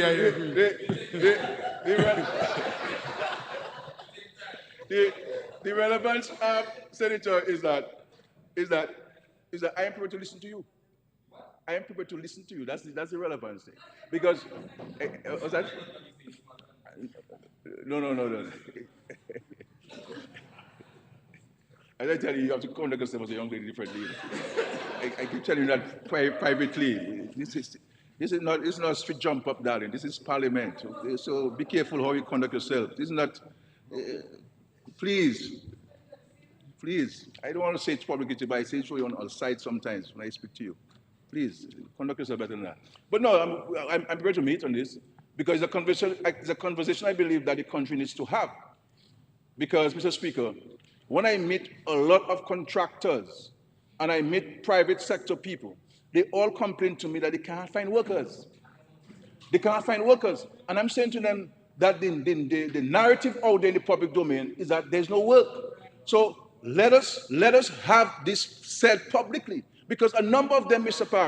Paris, are applying to the Ministry of Labor to get work permits for non-nationals, to come into work on construction firms, to come into work at the hotels, to come into work at supermarkets. That's what we have now, a number of them. So I'm saying, let us look at it. Training will always be required. This is why we are spending money on education. This is why we're providing scholarships to young people to go out to study, and we encourage people to go into the technical fields. This is why we're going to transform. We're going to transform the new Goodwill School into a center of excellence for technical vocational education, and have a national center for this, because we recognize that technical skills are going to be even more important in this country than ever before because of the opportunities, the expansion of the economy, the more hotel rooms, the marina being constructed, international airport, the cruise village that's coming, the new cargo port that's coming, and you're going to have the hospitals, and that's one of the challenges we have the hospital, Mr. Speaker, is that the staffing that you need at the hospital to carry the rail bolts and so on, you can't find those persons to do those kind of things. You see what I'm saying? You can't find because but let's. I don't know why people talk about we have to do something. I went to school in the United States. I funded my education. I didn't have a government to tell me to come back home, to come make a contribution to my country. I came back. No, but we have to have a national responsibility. Someone can't induce you to come back to your country. No, you have a duty to your country. Why do you think that we are recruiting so many doctors from Cuba? Because we have a gap. So there are jobs. Why do you think we have foreign engineers? Because we have a gap, their jobs.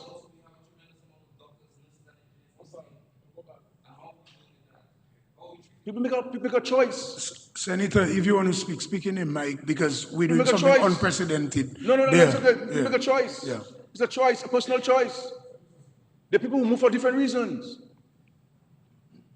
For different reasons. It's a choice.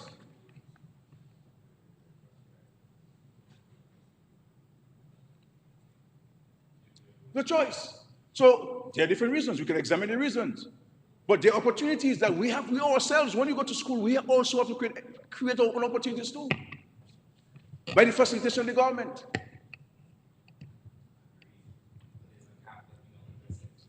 There's always been a gap. There'll always be a gap. There'll always be a gap. So, Honorable Prime Minister, in regards to that matter, I think you have exhausted it. I don't know agree. if you want to allow him to ask another question or we can move on. Okay, good. No, Mr. Speaker, I want to. Yes, yeah, okay. I want to make my final point is that this money will be used, as we said, judiciously. We have identified the areas that this money will be spent, and all of this money will be spent in the local economy of Dominica to create jobs, to help grow the economy, to sustain our social safety net and programs, to ensure that those among us who cannot take care of themselves are provided for by the state. There'll always be other priorities that could have been identified. But in everything, Mr. Speaker, you have to prioritize. What comes first, what comes second, what comes third. And I believe that the areas that the Ministry of Finance and Advice have provided there, the Ministry of Finance, I believe that they're crucial areas which will address a number of challenges confronting people. And for me, personally, the most important area is the resettlement of Campbell and the resettlement of Pretty Sofair. Because I know, I have been to those communities. I know the anxiety of these people. I speak to them on a daily basis. People who send me WhatsApp messages, people who I meet and who I encounter. And I believe that is an important day. And if I want us to leave this parliament with any other thing, Mr. Speaker, is that finally, that these people will be provided with resilient homes, comfortable homes, and homes that will become theirs with a title, and that they can pass on to their people, Mr. Speaker. I thank you, Mr. Speaker.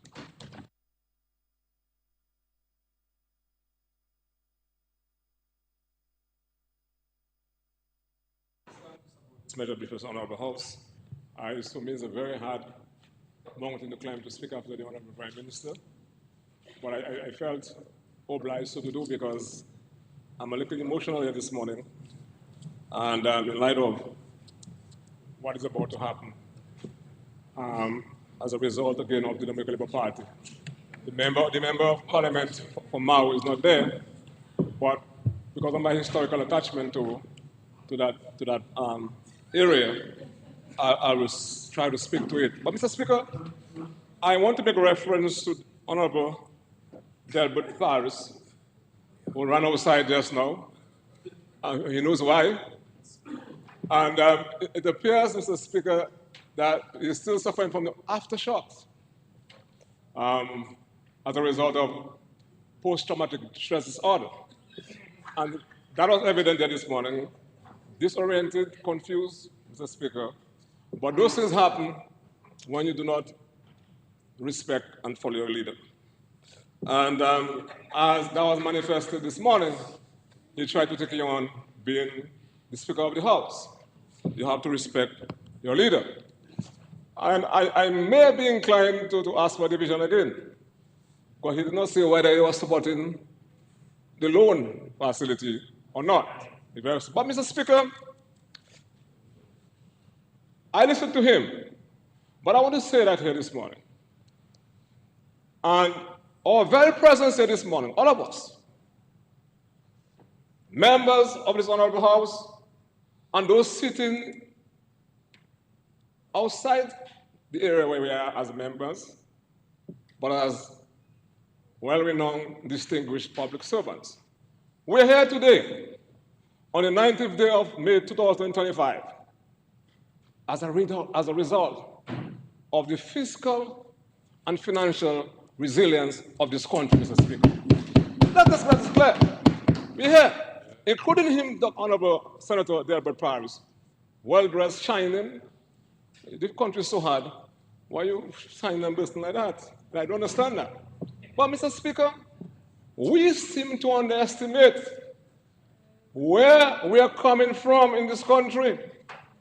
When Hurricane Maria struck, Mr. Speaker, out of the housing stock of 25,414, only 78 were not impacted.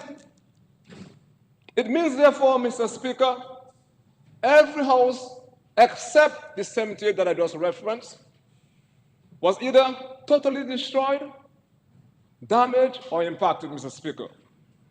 The overall loss of the economy, over $3.2 billion, Mr. Speaker.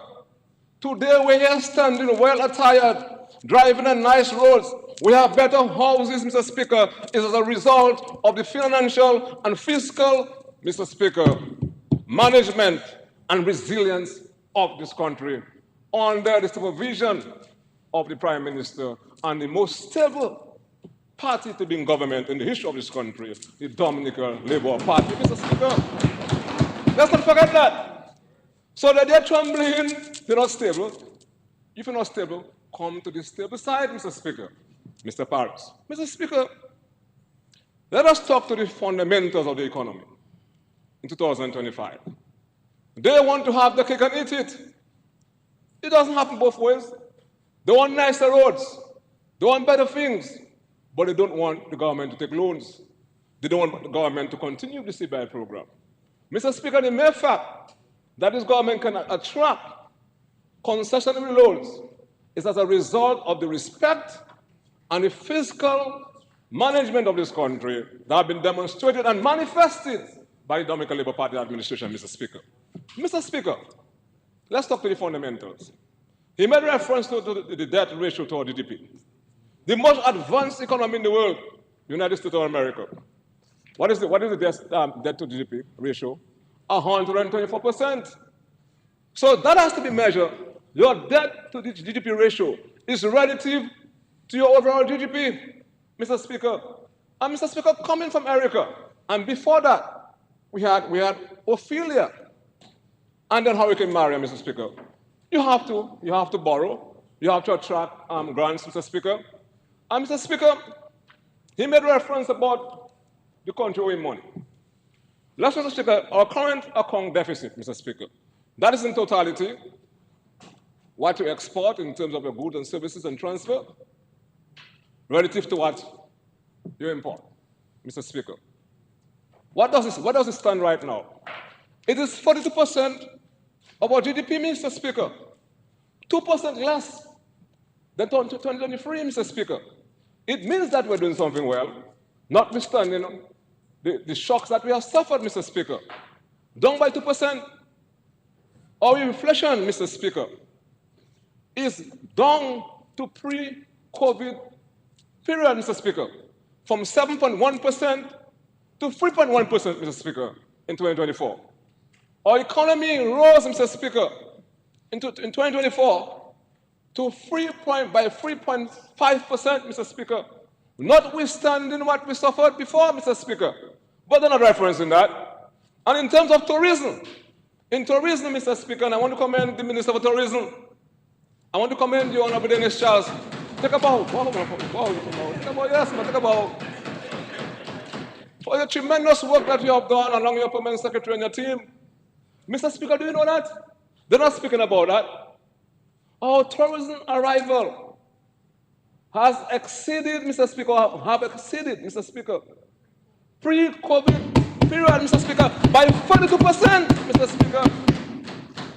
And what we shall do going forward, Mr. Speaker, building our international airport, building more rooms, hotel rooms, Mr. Speaker, is to augment our capacity in terms of our traditional occupation, Mr. Speaker. And that's what we're doing, Mr. Speaker. So they come here talking, but they're not talking to the empirical data. They're not interested in that, Mr. Speaker.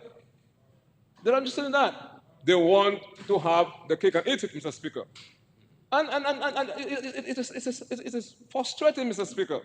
Mr. Speaker, I heard the Minister for Housing, and she has to be commended too. It's the first time I can recall. I do plenty of research. I can't recall there being a female, a woman, who has served as the Minister for Housing.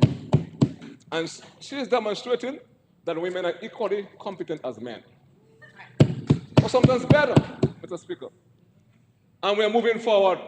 And I want to say thank you before I go to Campbell, Mr. Speaker. Because it's very dear to my heart. I still have the list of all the impacted families, Mr. Speaker. And I'm happy for Alfia, whose home disappeared, decimated.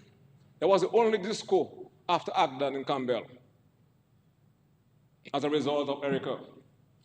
Mr. Speaker, she called me and sent me a video 4 o'clock in the morning when that happened.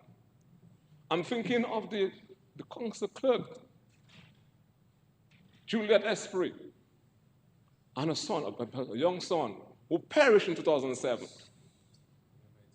And when the Prime Minister came there with me, and the Prime Minister laid on the table the need for Campbell to be relocated, and I was supporting that.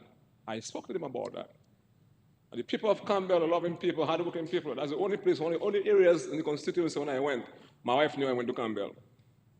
But I came back with dashing, I came back with everything. Wonderful, hardworking people. And I'm so happy for the people of Campbell. Before Hurricane Maria, the then PS in housing, Mr. Savary, and all his technical staff, we met in housing, along with the chairperson of the Campbell Village Council and a member of a committee that we had. And we look at the various options by way of designs. And the people were getting despondent, and they were getting frustrated.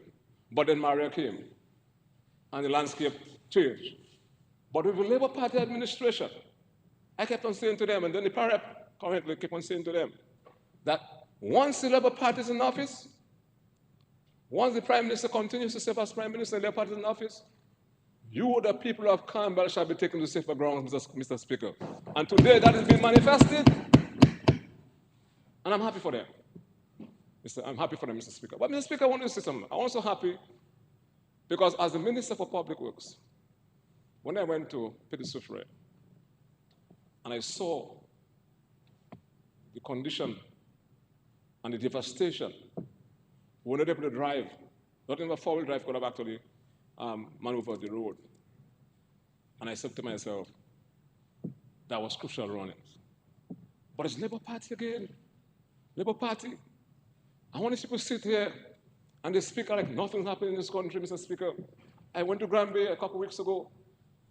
When I saw what is happening in the center area, Honorable Henderson, you have a community, within a community being developed in Granby. 86, I'll say it, I can say what I want. My age right now, with grandchildren. Well, children. No, you can say a community within a community. You can't tell me, my good friend, Pastor Dimosapudi. Community within a community. 86, Mr. Speaker. 86, Minister, I say what I want. 86, Mr. Speaker. Sustainable, hurricane-proof houses, 2 bedrooms and 3 bedrooms. Even a church is being built in that area, a Protestant church, yeah? So this government actually is all embracing in terms of religious belief. Okay? A fire station has been built to house 20 fire officers. A new magistrate court is being built, Mr. Speaker. So a community is being built within a community. But the minister who is responsible for Granby is called how you want. But I am just defining it within my own psyche, what I've seen, right, and appreciation for what I've seen. Well, a new community is being built. And I'm happy for the people of Granby. And why am I happy for the people of Granby? Because Granby has been one of the bastions of labor historically. And I'm certain that Honorable Pierre Charles, a stalwart of Dominican politics, who fought for the people of this Granby constituency and Dominica by extension, must be smiling in his grave, Mr. Speaker. And Honorable Rosie Douglas, may the soul rest in peace, who spoke about the housing revolution during the 2000 election. When he made reference to the housing revolution, Mr. Speaker, I'm certain, Dr. Mark, he was not talking in terms of what is happening today. Because Honorable Vince Anderson was the Minister for Housing. When a man, Mr. Thomas, took me and went to Kenny Phillips, the house is still there by the road. And they built that house. That house was built in maybe 3 weeks. But it's still standing. That was the concept he had. You got my point I'm saying? We try things. We try things. That's about 2000. Okay? But now when you go around the length and breadth of this country, not only Granby, you go to Daly's, you go around the country, you go to Jimmy, and you come to Ken Phillips just now and you go to Scott Z.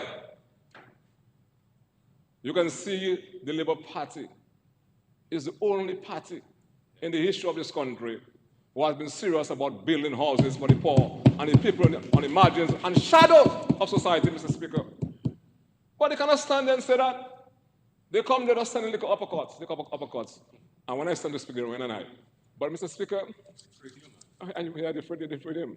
But the fact of the matter is, with your permission, Mr. Speaker, fellas have to understand you can be slippery. You understand? But when you're slippery, we know how to hold our slippery elements. You understand? And then that is why, Mr. Speaker, he had to get himself in a situation whereby he had to resign. Not there. He had to resign. I'm sorry about that because he's a good guy. Right? Because he has to run because I'm going to ask for division again. You understand? I'm going to ask for a vote. So he doesn't want to vote. But Mr. Speaker, in just winding up, Mr. Speaker, I'm winding up. I must say, Mr. Speaker, to all those of us, Mr. Speaker, including yourself, you're from the Rosa area, who knew Dominica before, and who are now witnessing what is happening now, must be pleased to see the transformation that's taking place on behalf of the people of this country, the poor and the downtrodden, and those who have been in the shadows of society, Mr. Speaker. Mr. Speaker, not only are we stopping, because I'm saying to you, the people of Laya Park, I know the Minister for Housing have that. And the people of Peter Sufferer must be saying, that is true now. I know a good friend, the member of parliament, is not there. But yet it is true. And when they come there and they spoke about the loan that my friend there from Salisbury, a good friend, I don't give a blows because they just tell me those things about them. Are not.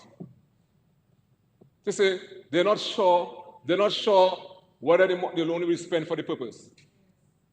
But I don't understand that. All the houses are being built. You go to Granby now, you see the road being built. Isn't that so? Before you take Pishler there, you see the road that's going to be more secured and safer for people to commute. Where the money going now? You can now drive, one last time we've been to Castle and Carinago territory. Wonderful roads. Okay?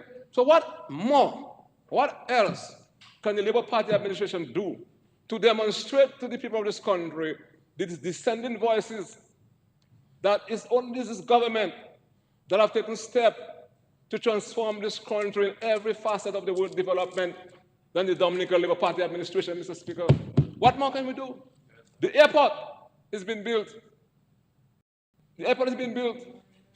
Now, how are we sure the money is going to be spent? Go to the valley and see what is happening. Geothermal plant is being built.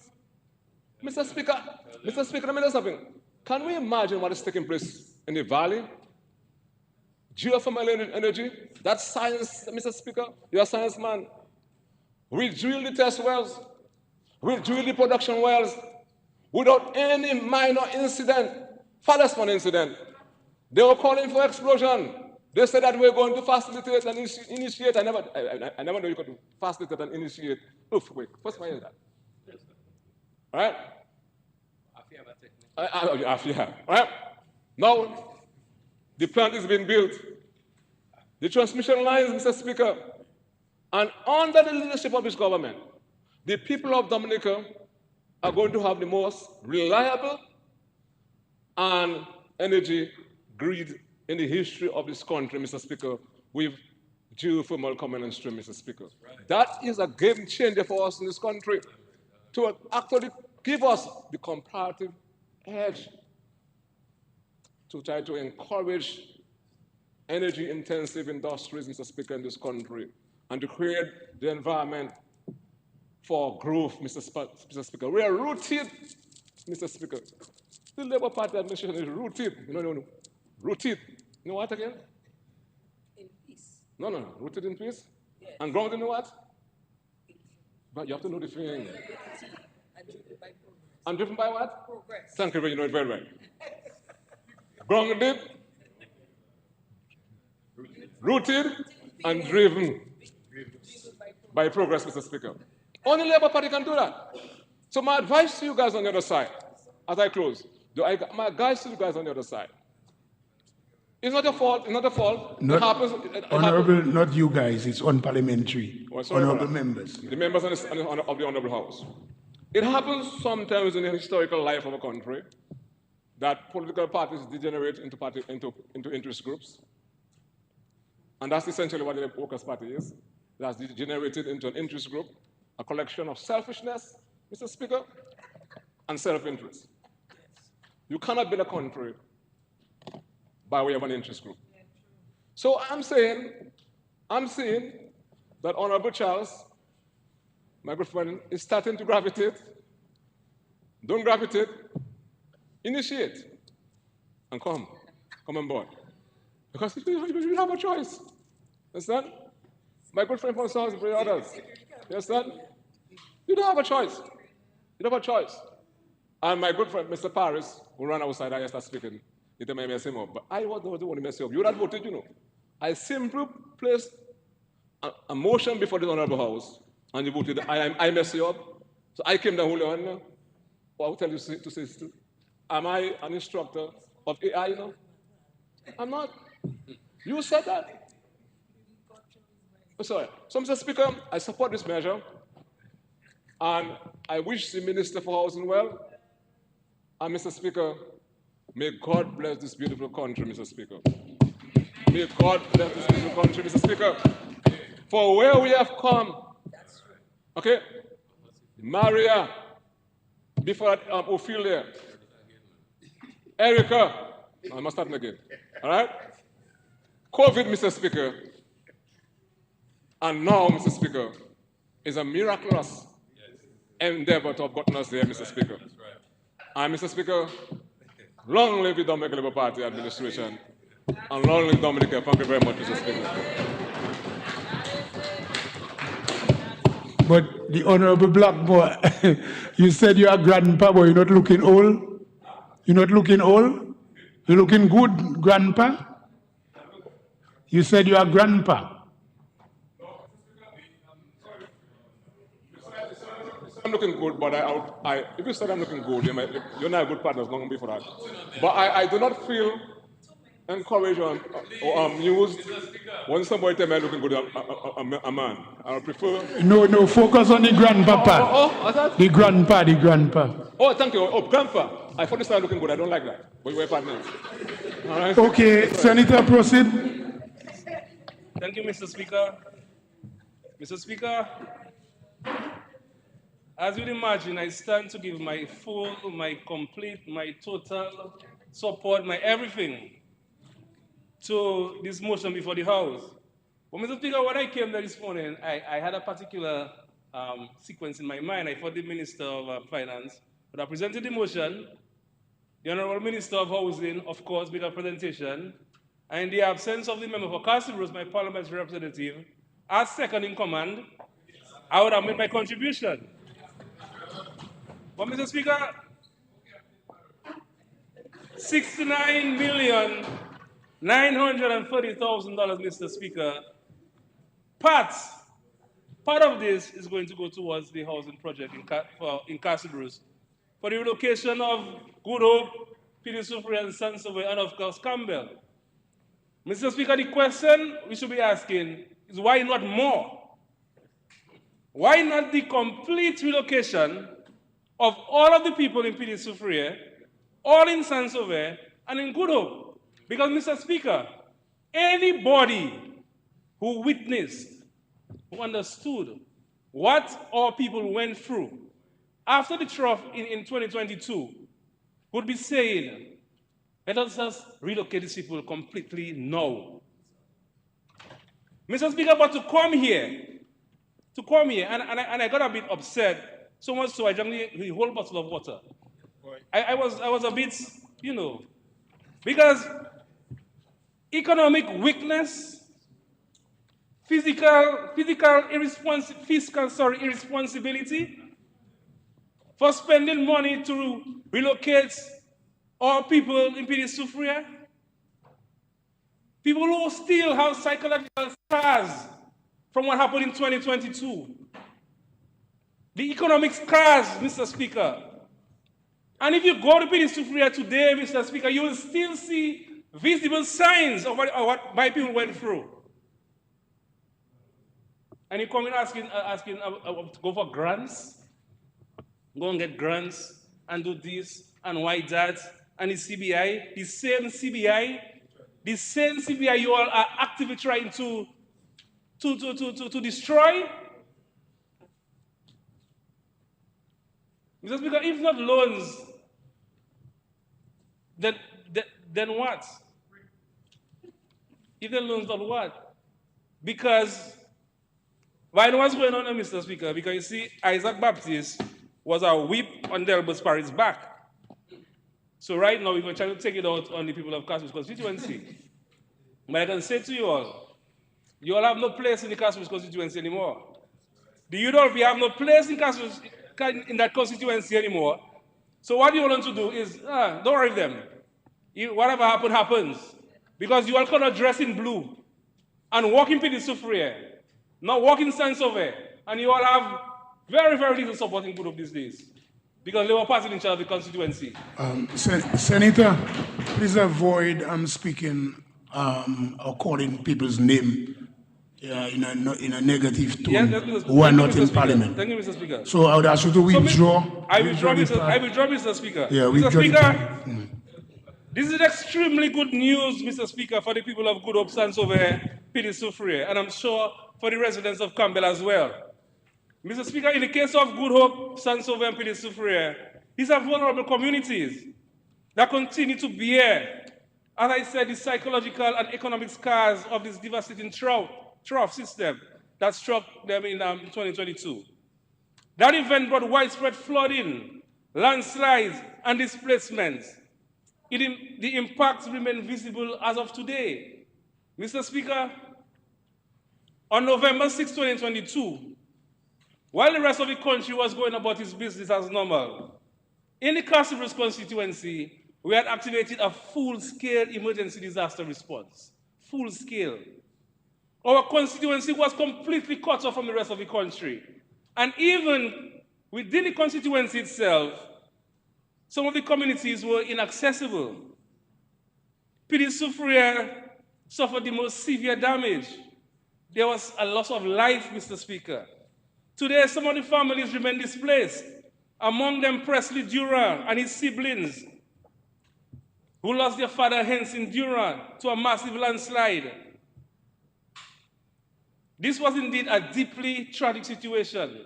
And although nearly 3 years have passed, Mr. Speaker, I still want to convey my condolences to the people, to the family who lost their father, to those who lost their homes and their property to this dreadful event. In fact, a few families have remained displaced since the trough in 2022. This validates, Mr. Speaker, the urgency and the humanitarian necessity of the relocation, not just physical mitigation, but psychological recovery. The announcement of this financing marks a significant turning point in line of the commitment by Prime Minister Skerrit to ensure the physical relocation of affected residents to safer grounds in Castlebrooks. I've had the opportunity to view the 3D designs of this project created by Corey Sav, and they did that during a presentation of a large cross-section of residents in the benefiting communities. And I can confidently say that the development will be a truly impressive edifice, offering a spectacular view of the Castlebrooks Bay, the Mont Wapito, and the famous Castlebrooks Twin Islets. This project will feature 1, 2, and 3 bedroom units, along with green spaces for recreation and designated commercial areas. This upcoming housing development highlights that this is not only about relocation, but upward social mobility for some. It is envisioned a fully modern, climate-resilient development that reflects the high standards of planning and design. Importantly, every aspect of this project has been carefully considered with valuable inputs from the community members who serve on the East Relocation Committee, ensuring that the final result meets the needs of those who will call this place home.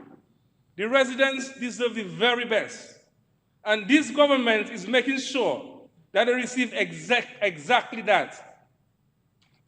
In other jurisdictions, Mr. Speaker, governments may consider temporary housing for people affected by natural disasters. However, in Dominica, this Dominican Labour Party government ensures that those who have been displaced are provided with new permanent homes for free. Mr. Speaker, this is nothing short but extraordinary. Because in the past, when natural disasters impact residents, people were largely left to fend for themselves. They were not given homes. The homes repairs were not considered responsibility of government. The only assistance, Mr. Speaker, they were sure of was ration. And in those days, what ration? Butter, oil, and corned beef hash. Butter, oil, and corned beef hash, and some flour. Mr. Speaker, but talking about ration. Let's talk about ration a little bit. Mr. Speaker, after the trough affected us in the East, as part of the decisive and full response of the government, every household within the Castle's constituency received a food supply and water for more than a month. Mr. Speaker, and these efforts for more than a month, every day, we fed our people and we gave them water, even those who were not affected in Castle Bruce. Mr. Speaker, these efforts were overseen by the Permanent Secretary in the Office of the Prime Minister, Ms. Anderson, and as you can imagine, under her coordination, the response was high quality, high volume, on time, and consistent. So in keeping, Mr. Speaker, with an already established pattern of excellence, the housing being developed for our wonderful people in the affected communities will meet the same standards, the same level of care, quality, and attention to detail that has characterized previous housing initiatives will be reflected in the new development, ensuring that every resident can look forward to a secure and uplifting living environment. Mr. Speaker, my heart is pleased. My heart is pleased. I am genuinely happy about the progress we have made to bring us to this juncture. The people of Good Hope, Saint-Sauveur, and Petit-Soufrière have exercised the highest level of patience and understanding.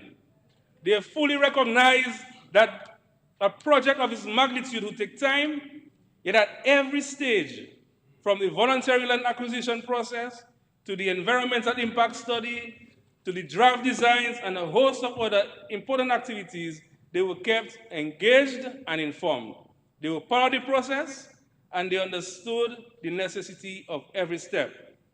The government acquired some over 23 acres of land, compensated landowners $1,519,370.85, Mr. Speaker, to date. Mr. Speaker, that money lied down in Castle Bruce. That money lied in Castle Bruce. $1.5 million in Castle Bruce today because of this project.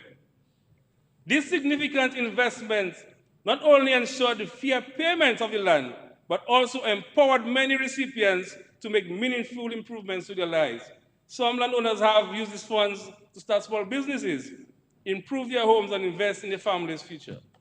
I eagerly anticipate the employment opportunities that will be created once this project is fully underway.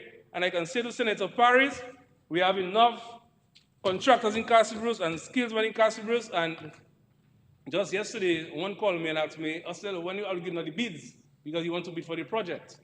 And we have a whole list of contractors that are just waiting, for the project to start. A few weeks ago, Mr. Speaker, I visited the site and witnessed that the land was being prepared for the start of construction. And I was very satisfied. The people of the Castle's constituency, I want you to know this, that there's a committed team working tirelessly on your behalf. Your parliamentary representative and your senator are hard at work every single day, doing whatever is necessary to improve your lives and to ensure that you have access to every opportunity available.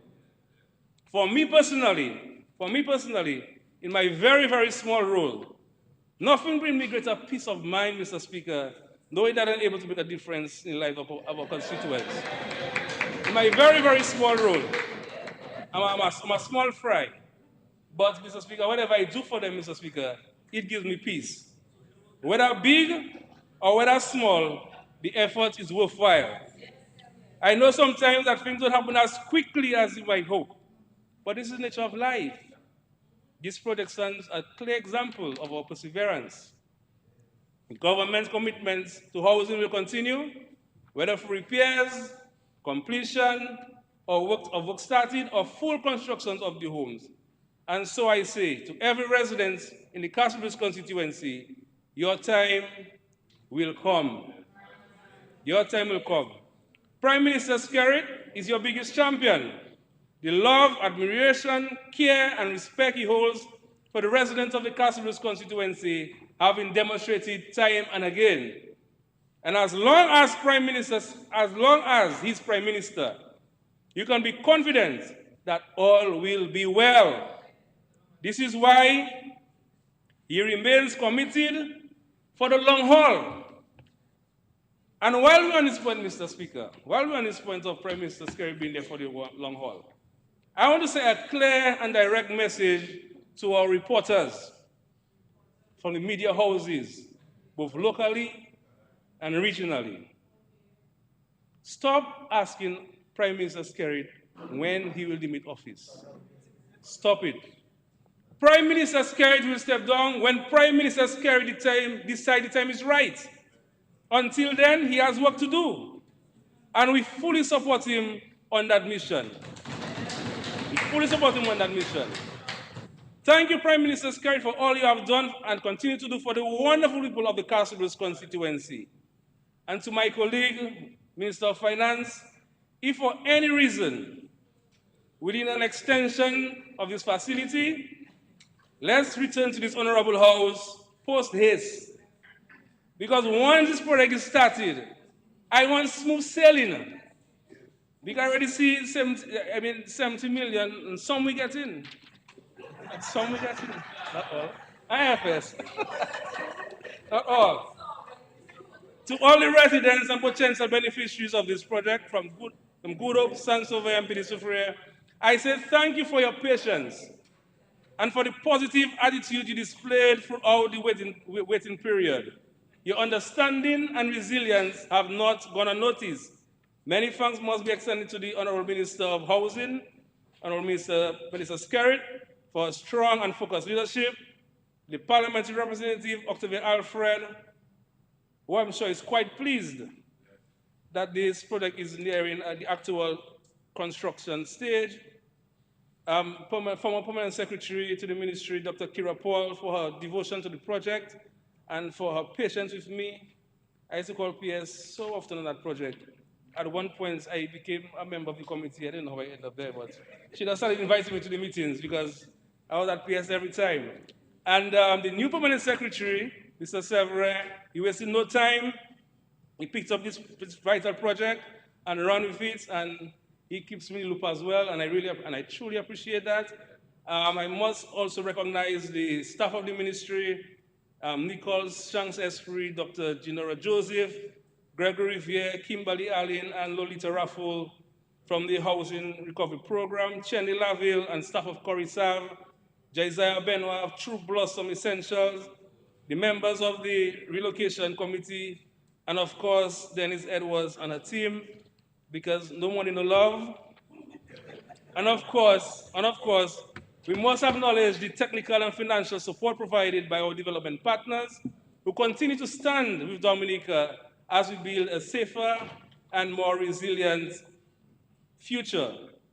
Mr. Speaker, in these few words, I wish to give my full support to the motion borrowing $69,940,000 from the IDA to begin the first phase of the relocation of Campbell, Good Hope, Saint-Sauveur, and Pédé-Soufrière.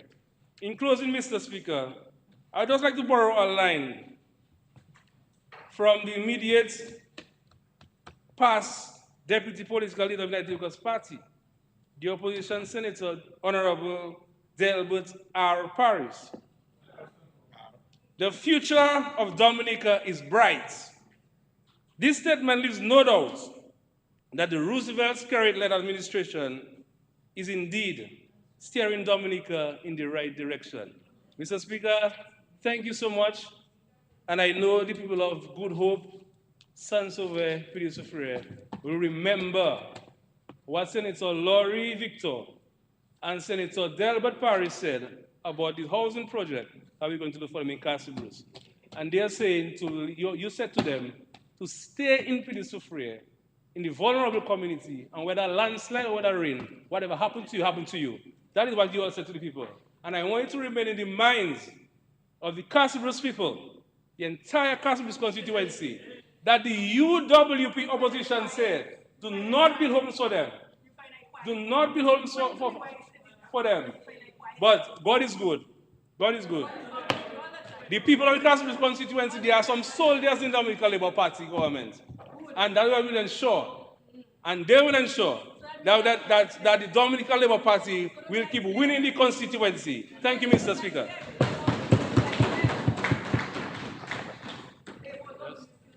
You're coming back after lunch, you'll get that.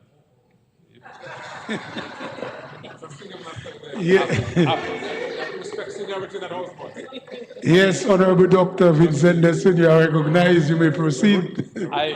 I think, thank you, Mr. Speaker. I know Honorable Charles will thank me for that because I think he will do better after he has nourished himself adequately. Mr. Speaker, I just want to make, according to one of my former colleagues, a brief intervention. I think the speakers before me, the two acting PAL reps of, the former PAL rep of Maho and the Maho constituency, as Minister of National Security, Senator Blackmore, of course, Senator Ostel Lockhart. And I think they have acquitted themselves masterfully. And I would say the past is the past, but the future is the future. And it's bright with labor. So, Mr. Speaker, but Mr. Speaker, I just want to, I don't think I need to say more about the importance of this load. I think we have heard enough from the Minister of Housing in her very, very insightful, you said? Informative presentation. She gave us some figures and facts that are very important to consider.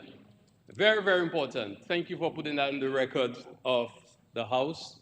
I think that is something that needs to be shared, distributed, so people are reminded of the investments that we've made over the last several years in housing development in Dominica. And of course, my colleagues before me have spoken to the importance of this. But I just wanted to put sort of a different spin on things. And I will say something that will make those on my side a little nervous at first. I really wish we didn't have to come to this house to take a loan for this. This is money that should be coming from the Global Climate Fund. So you relax now, you can breathe. My point is, climate change is the reason why we're here. Climate change is the reason why we're here. The impact of climate change is the reason why we're here. The last time I remember doing an exercise, and FSU, correct me if I'm wrong, obviously you cannot stand and do it, although there's some new precedent in the House, perhaps you can have a seat. And I guess with the impact of climate change, remember we did the exercise, and we've seen that our debt stock, almost 50% of the debt stock, is to respond to the impact of climate change. And that is what we're doing here again. I recall, and Senator Lockhart, I remember the work you did, you and Honorable Alfred, after the passage of that event in 2022. It was frightening. I spent a lot of time there, not only for the politics of it, but I spent time there with, at the time with Esprit, Nicholas Esprit Shanks. He was the one responsible to mobilize the clearing of the area, man. This was almost, it looked impossible. I remember Chris Walter and his team up there spending, days and just kept working late in the night trying to clear the site. So it is well deserving, and I'm very happy that some people can be given a peace of mind. But the fact that we have to come to the parliament to borrow to respond to the impact of climate change should invigorate us to continue on our fight for climate justice. About 2 weeks ago, I was in St. Kitts and Nevis, and I spoke as the outgoing chair of COFCOR, the Caribbean Foreign and Community Relations Committee. And I made the point that no matter what happens in the world, no matter who is running any major capital in the world, small island developing states must continue to make the case for climate justice. We have to hold the developed countries responsible for the impact of climate change. And we having to come to the parliament to take $226 million to build the East Road, to build climate resilience, to get rid of the vulnerabilities that we have traversing from Bois Diab all the way to Hatton Garden. That is what we try and, that is what have caused us to indebted ourselves so much. And now with over $116 million from Lubia to Bagatelle. So far, that is just part of the cost. That is just part of the cost. Because I take it easy in a minute talking, I don't have no acting power rep, although I heard there are a couple in Granby. But, Mr. Speaker, the point is, we are making these investments to get rid of vulnerabilities. We are trying to get rid of vulnerabilities by building bridges, getting rid of dangerous corners, and we know the road failures that from especially entering Pichelin, member for the Pidit-Savon constituency. Dangerous situations. We have had to extend our borrowing. So when we talk about debt to GDP, and I really wish said it out, Paris was in there. Because when you talk about debt to GDP ratio, we need to understand what is happening there. You need to understand how we got there. And I'm very happy that the Prime Minister, the former Minister of Finance, was able to explain to us how we were doing prior to the passage of Tropical Storm Erica, with our debt to GDP ratio being one of the lowest in the Eastern Caribbean at the time, about 72%. But over the years, successive disasters have forced us to increase our indebtedness, and our pursuit to climate resilience has been a very expensive undertaking.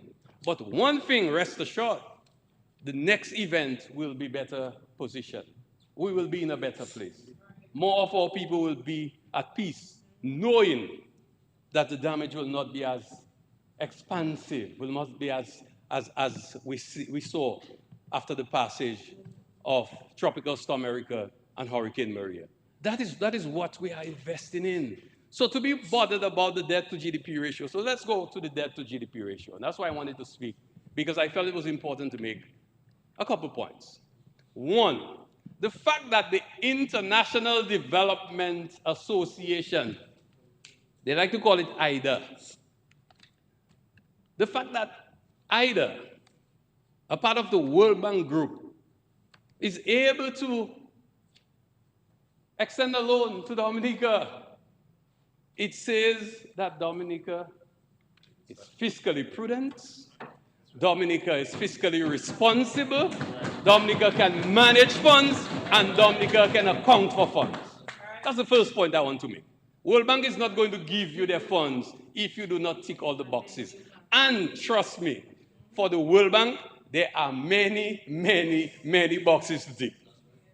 And for us to meet the requirements so that we can continue to access World Bank funds. FS, thank you very much. Minister of Finance, thank you very much.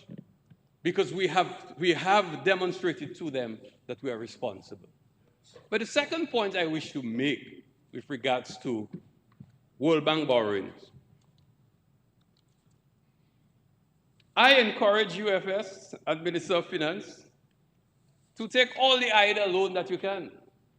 Don't worry, people, and poor Senator Paris. I like the guy, I think he makes some good points, and he has some ability that I admire, I must say. And he's courageous. However, he needs to hang out with me a little more. Because there are a few things that I would love to teach him. Because I hate to hear him, exposing, the fact that he doesn't know. IDA funds are for countries, not only that qualify, as I said, for point one, we qualify because we're responsible, we have demonstrated our ability to account and to be transparent with World Bank funds. But the fact that there are 74 countries that qualify for IDA funds today. These countries are what are referred to as the lower bracket income countries. From the low income to the middle income, where Dominica finds itself. But Dominica is in a peculiar place. And I'll tell you why I tell FS take all the IDA she can get. Dominica, I just wish you would take it for the transmission line to the north, but that's another conversation. But the fact is, IDA countries are countries that sit within that area. Dominica, our per capita income last year was about $6,833 per person. Yeah, per person. US dollars, thank you, US dollars. And that is $450 increase over 2023, because we were 8,920 in 2023. So we've moved. Now, the fact that we have moved, that means things are getting better in Dominica. By international standards, by World Bank standards, and matrices and everything you can talk about. We have seen some movement in our GDP per capita. Now, Dominica is doing so well with investment in the international airport, the marina, expanding air access with more seats coming into Dominica, growing the tourism sector. We just saw the signing of $5 million plus for activities to boost agriculture, and that is on top of the over 100 million or so that we have spent to date since the passage of Hurricane Maria. And I'm talking as this financed through the World Bank program. That is not the total investments in agriculture, but those related to the World Bank. So have we seen all of this expansion of the economy?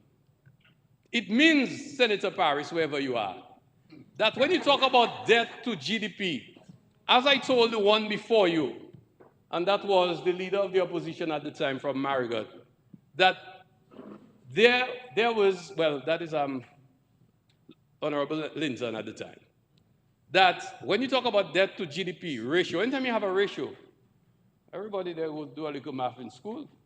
You maybe don't do calculus, but you do a little basic math. You have denominator and numerator.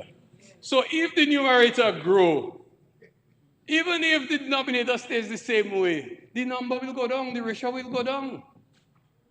So what we will see is that without getting rid of the debt stock, we can reduce our debt to GDP ratio, because what we will be doing is that, in fact, we will be getting better.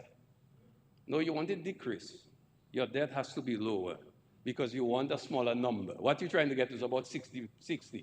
What we are now is much higher than 60. So as the economy grows, we expand the activities, we'll be better off. We'll be better off.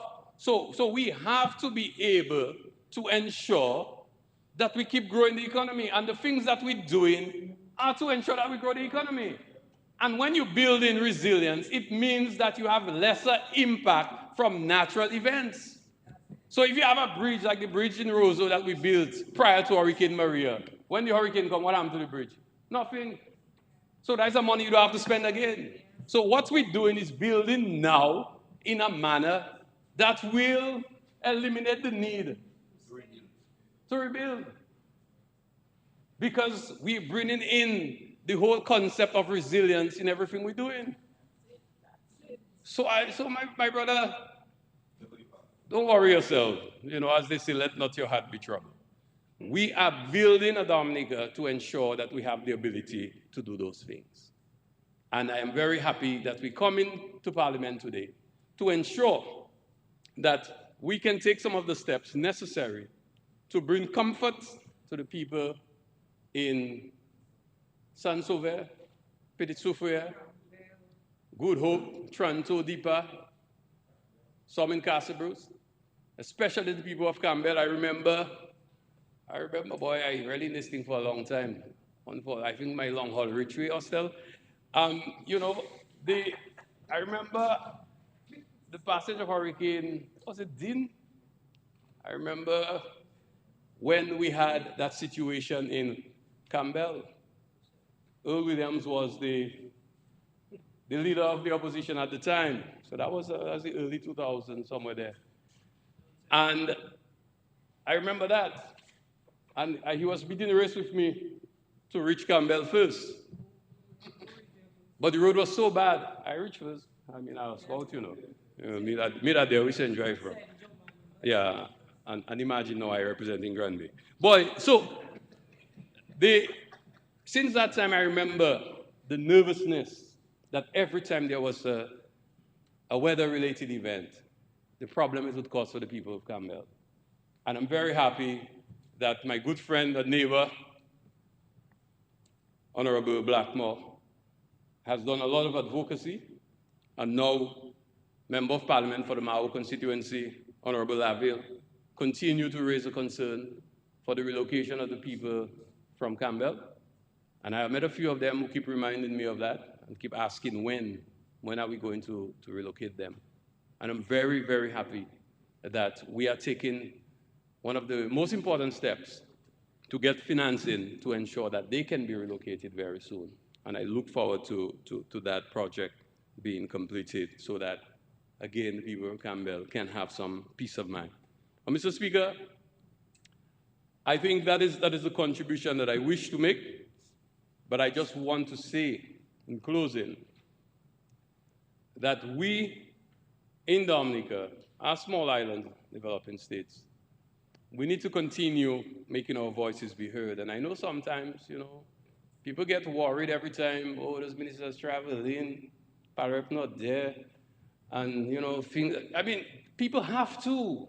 We have to go out there, advocate, make the case. We were in China last week, and I was very happy we were in China because now the Chinese are stepping up the efforts to ensure that we can do the North Road. That is another important, very important piece of infrastructure. And that will build the resilience, but also complement the international airport and the marina. So we're going to build a road that will take you from the international airport to the marina. 2 new pieces of infrastructure that can help to transform Dominica. But if you're not there, people don't worry with you. You can send a letter or an email, that doesn't work. You have to go face to face and meet, engage, and importantly, be counted, especially in this environment. You have to be counted. You cannot be absent and tell somebody to pass a message for you. C'est pas comme ça. It doesn't work like that.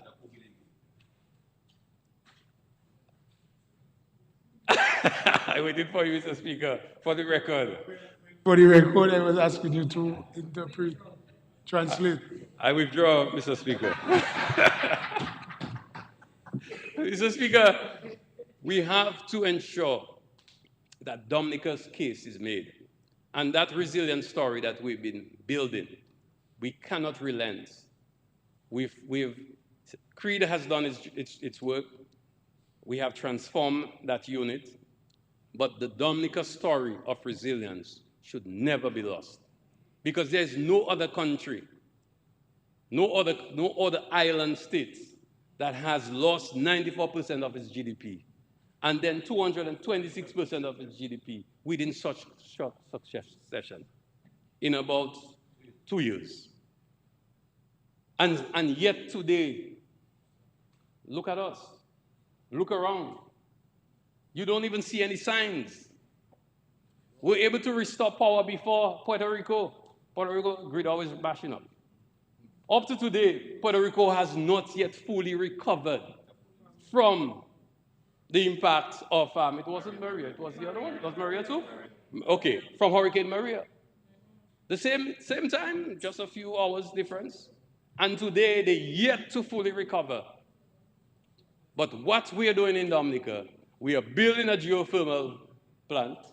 We are building the most resilient transmission lines. All we're asking, FS Walikumo. We're building the first phase. The first phase. And I will add, Mr. Speaker, and I know you like those things, you're a science man, you're an engineer, you like those things. We have now commissioned our battery energy storage system in Domlec, integrated. And I was advised last week that even if we just turn it on through the testing phase, we're able to save Domlec a major blackout because the battery system was able to run to provide Domlec with power for about half an hour before they were able to allow them to at least rectify the problem that they had with one of their generators. And that is the investment we've made. Yeah. And that is resilience. So one thing that I agree with Senator Parris on, this should be grant money. But where is the grant? We've gone all over the world looking for it, And trust me, I mean, Macabos come where, but I can negotiate, brother. I can make a case. When I go out there, boy, okay, I withdraw. But I can't say that in English. I was going to give you another one. I can't say that in English. Another partner used to say, there was a minister that used to say, I say, Bugla, I come here in my own accord to speak for myself and my country. I didn't just come with the others.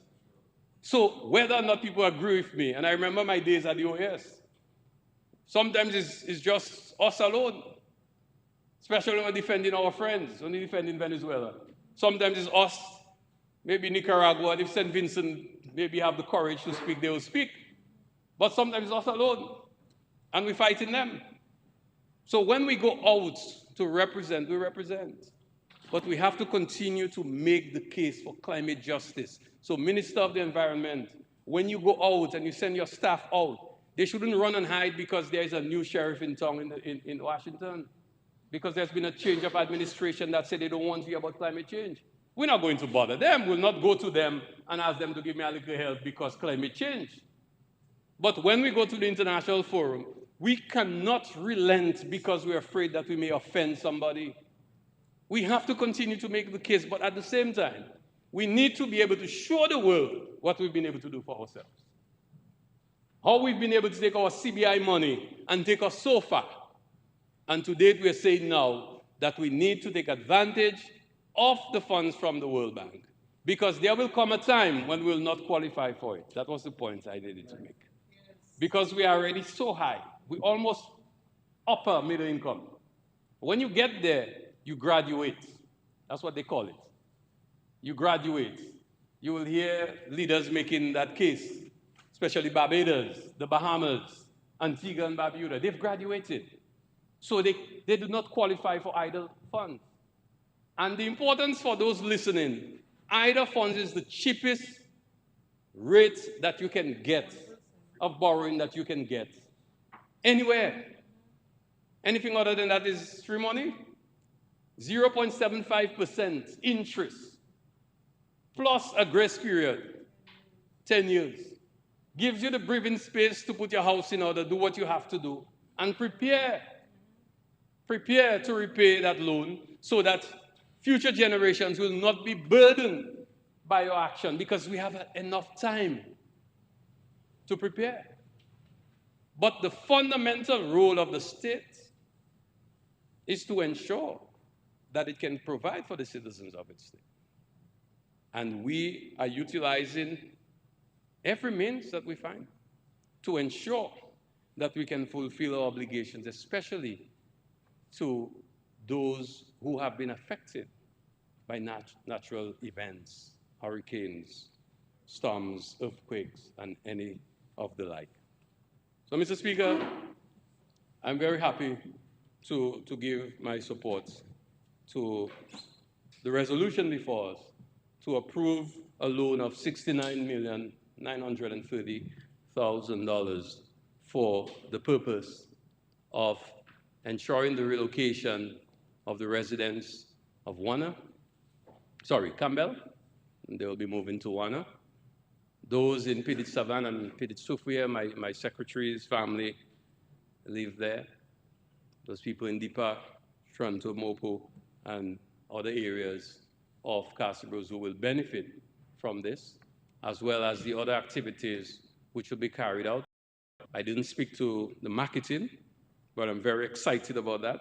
Very excited, and I don't need to say why. I think this is a very progressive step, and I do hope that we will use it not just judiciously, but to ensure that we have maximum impact. Maximum impact. I just hope it's, we don't just shoot, but we have to tag it and ensure that we can bring people to our shores and to ensure that more money can circulate in our economy, increase stayover visitors, and ensure that we can build a more robust economy around tourism and, of course, complementing the activities of agriculture or the activities that our people are engaging to earn a living, especially, of course, my good friend from Granby will be very happy. More tourists for him with his nice new bus. He can, and that, the people offering Airbnb. Airbnb is a word that I find difficult for most of us to say, just like Kempinski. You realize that? You don't notice that? Okay, but Mr. Speaker, it will be an opportunity for our people to really earn a living and to see a shift in the economy as we grow the tourism sector. So I'm very, very happy that we've come to the Parliament to take those measures, and I hope that, in fact, they will be implemented as planned with the efficiency and the accountability that they require. Thank you.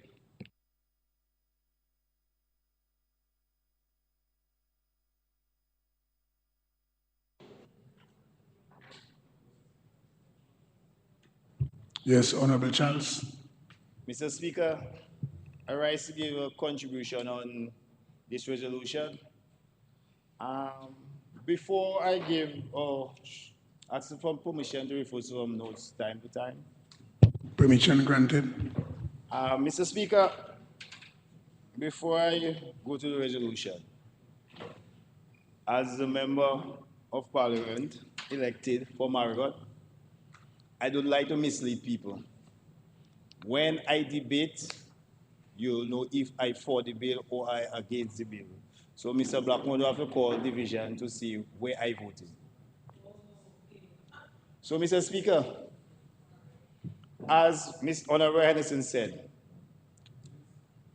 I'll have a better insight and a better way to deliver this debate. At 19 years, I went for a loan, and all of us know the loan process. You have to go, if you're credible or not, you have to go for all your credit reports. And if the financial institution did not qualify you, you cannot get that loan. Now with the idea, when it comes to climate changes that is taking place, I don't blame them to give us money, because those international countries are the ones who created the climate changes. So they have to find ways to give back. So technically, them World Bank giving us loan is a cry for the lower, or we say the foothold countries, after the international countries created the problem, they have to find a way to fix it. So now we come in here, basically as I can see, this is just a budget support because of climate changes, because from since Erica, when I dive down the wash, Glogome, the road it, half one-way lane, and I see the government is, because I saw the road kind of a hole up, so I realized we dingling in some fund, something missing. Because I wanted to go up for it to reach Marigot, because there's some roads, two budgets ago, just dwindling in the air there, it not reaching Marigot. It just not reaching Marigot. But it will reach eventually. But I want bells to fix so it can reach Marigot.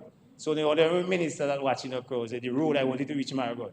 But for it to reach Marigot, we have Cassie Bruce. Because Marigot is very resilient when it comes to climate. For one, I know. It's very resilient. But sometimes we cannot take too much. But this loan, World Bank say we qualify. I know it have plenty of accountants and the FS and the World Bank say we qualify. So if World Bank, one of the most credible institutions, said we qualified, why not take the loan to do a budget support? As you can see, our Honorable Minister of Tourism did an excellent job during Carnival to push my cousin, to push the influx of the diaspora and foreigners into to boost the tourism and the economical value. So we have to step in front. You know, because I'm in the opposition and I support something that is good to move the country, they will say they take me. I don't know take me where, but I want to take the country to a next level, to work with the government to move this country a way forward. It's simple. We have bills to pay. IDA giving us loan, we qualify, we take it to pay our bills. And all other constituency, I know maybe they are a little more vulnerable than Marigot. Everybody advocating for the constituency. I will advocate, but I see Cassibus needed more. Good Hope, I know those places. They needed more. But eventually the two roads that dwindle will reach Marigot. It will reach. It will reach. Eventually it will reach. Because now it have some global war taking place. It have tariff war, physical war taking place. It haven't reached our shores as yet, but it's going to reach. By the hook or the crook, it's going to reach. I saw it already. Last night I went on, what they call in the site, Team One Shen, or She, whatever. She. What you used to buy for $10, it's going to 20. Because the manufacturers are not waiting for Trump and China to put it on, They put it already. So it's going to dwindle down. So all close to all corned beef going to be expensive. Less barrel going to come down here. Because they're getting the increase over there too. So we have to jump in front. Because we have the public sector. We have Cassie Bruce. We have Discover Dominica to push. And look how our dear minister is standing. We have to protect our food security. And to do this, we need money. And more money. But with the food security, it have a lot of small business owners, manufacturers. We need those small manufacturers to come bigger. And we need the small, especially Honorable Pinard can help them. Honorable Grant, we can all light up Londonderry So the school kids and them, we can have some more Addison James to get some more gold medal to push the country out there. So now, this loan is not really a next loan again. No, it's not a next loan again. We need to move this country. It's not just a next loan again. I know the World Bank know how much loan we have. I know the World Bank knows how much loan we have. He know, or the World Bank know, if we're credible or not. So if the World Bank want to give us money and we cannot pay back, but it's not making sense. The World Bank giving loans to credible people. And I think the World Bank, and I know the World Bank know better than me. So now this loan, and the next loan not coming after, I know NBD. If NBD want to sing the very important bank and give it to the government, NBD know the government is capable. Well, this loan that's going to be passed in the House to support development in Dominica, because some people say, why road maintenance? Why this? Why a next loan? Why everything? But why not? Why not a next loan to move the country to a next level? And yes, the government of the day happened to be the Labour Party government. Not because PS Ansem of Agriculture, Ryan Ansem, his team gone home. That doesn't mean he shouldn't watch the NBA finals because his team not there. He liked this sport. So you have to support this sport. Not because I not support the Labour Party, I cannot support a loan that's going to move the country. Because it's not about party. Labour Party that there, okay?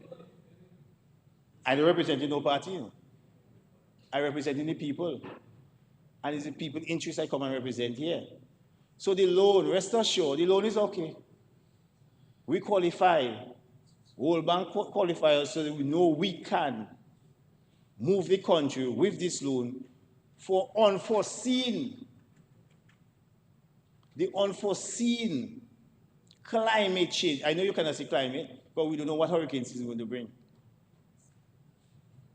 So now we need to put party politics aside and think about the country. You have time for politics. Everybody playing their politics.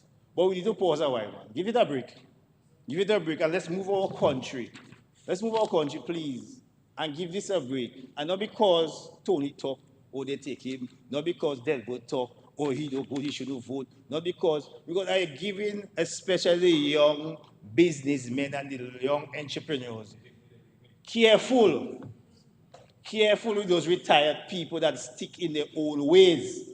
We have to stand your ground and vote for what is right. It's a simple thing. It's simple as that, you know. It's simple as that, you know. And stand by your ground, you vote for it, you vote for it. Simple as that. And the thing is that it have a, what do I say, forward, ever, backward, never. But we have to go forward. It's forward we have to go. It's forward to go. It's forward we have to go. Not want to, we have to go forward. Not sticking our old politics and sticking our old ways about, oh, if it's not you, nobody else cannot do it. You're not there. Labour Party are there. Let us help the Labour Party move the country. Simple as that. Yes, it's not everything we're going to agree what they're doing. But I didn't come here to fight with nobody. I come to help them move the country. So if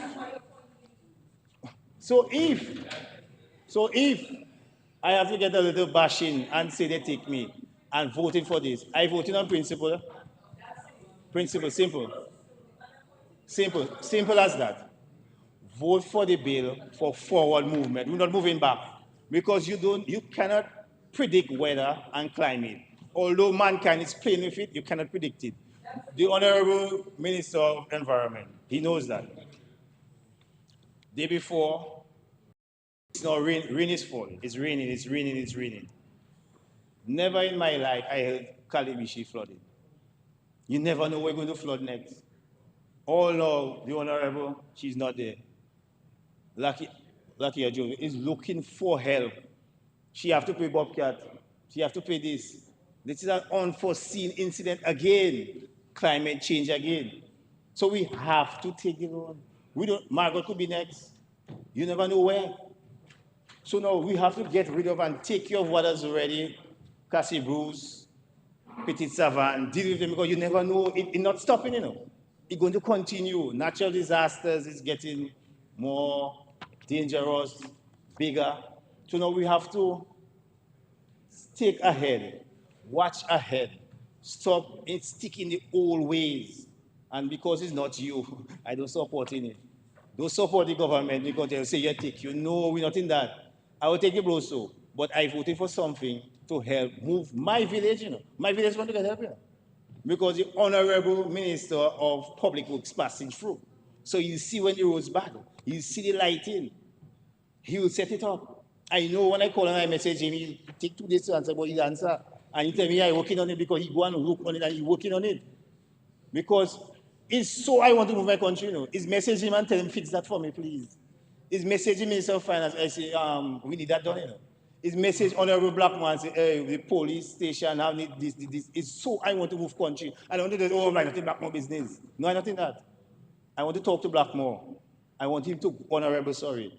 I want him to help. I want the Honorable Minister of Agriculture to fix Captain Bruce. It's just swinging around in the air there. Since last budget, I wanted to fix it. So now we have other things to fix. But as he said, come in. But let's move forward. Get this idea money that you already qualified for and fix what you have to fix because you have more coming. But we can never stop fixing things. Because climate, you cannot see what climate is going to give you. So let's move forward. Get this done and move the country. Simple as that. I thank you.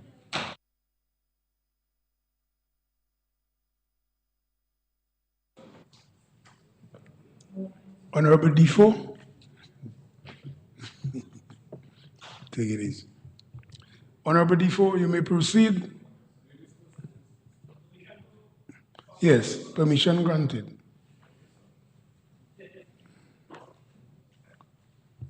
Honorable Defoe have been on his feet several times, so let's allow him to speak. Thank you, Honorable Speaker. I rise to give my full support to the resolution presented by the Minister of Finance for credit facility from the IDA and for the specific reason to build climate resilient housing for the people of Campbell and Petit Soufriere. The purpose why I rise, Honorable Speaker, is because I represent the Petit Savant constituency. And if all my memories serve me right, the Petit Savant constituency is a constituency that have benefited tremendously from such initiative. So we have to really stand collectively on their behalf and be grateful for others that will follow through. In recent memories, we know in 2015, the tropical storm Erica caused the massive relocation of 2 communities within that constituency, and that is sort of unprecedented, Honorable Speaker. We had the entire Petit Savant constituency relocated to the Bellevue shopping area, Petit Savant as we know it now, and also we had the entire Dubic constituency, Dubic residents move to in center in Grand Bay.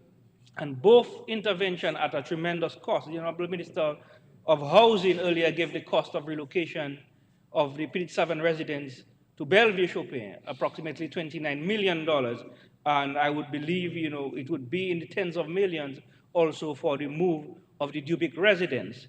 But furthermore, for the Dubic residents, the first intervention, Honorable Speaker, we saw the building of the Petro Casas.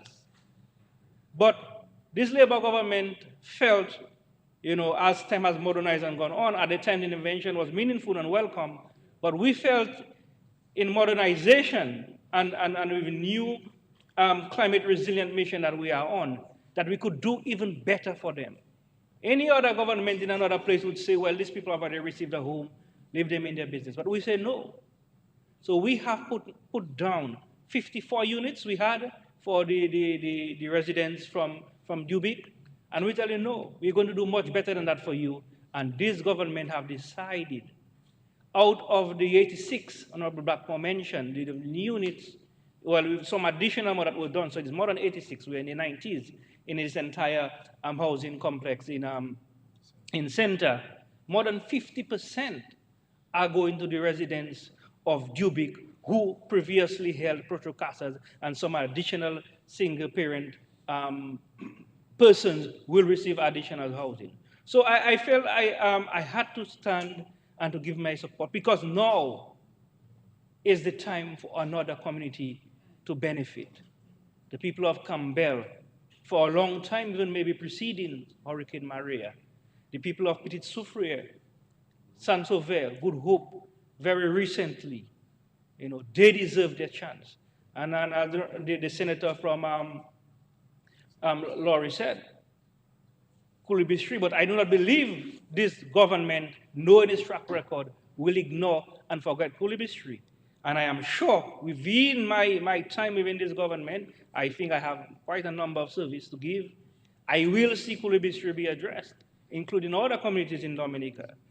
And even prior to the intervention, there was a previous one years before Petit Savin and Dubic, which is even Bellevue Chopin, Honorable, yes, even Bellevue Chopin, where we had a landslide, and the first housing project was built in Bellevue to just take off people who were living close to the edge, vulnerable to landslide.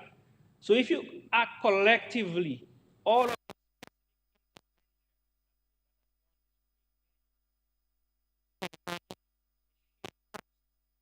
just to move people from vulnerable areas, all because of extreme weather event. So I just wanted to say that to support the Honorable Prime Minister's and the member for Vieca's point that a lot of government borrowing to date, over 50% of the debt that we speak of, is to respond to these natural events, none of us know the hour. So as they come, you have to deal with it.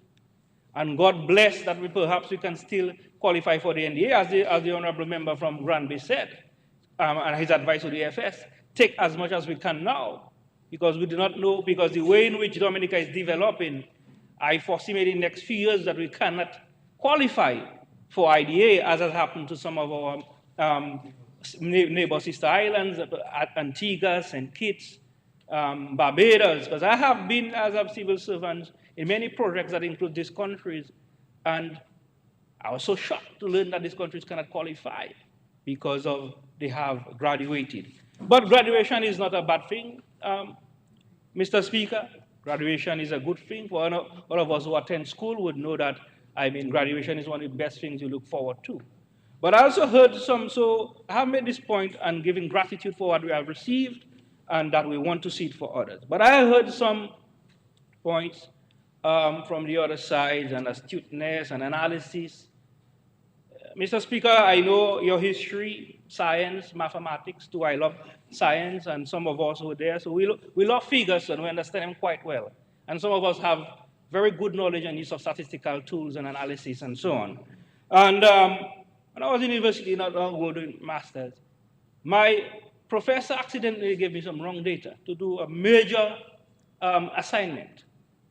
I spent all night using all manner of statistical tools Excel has to offer and other types.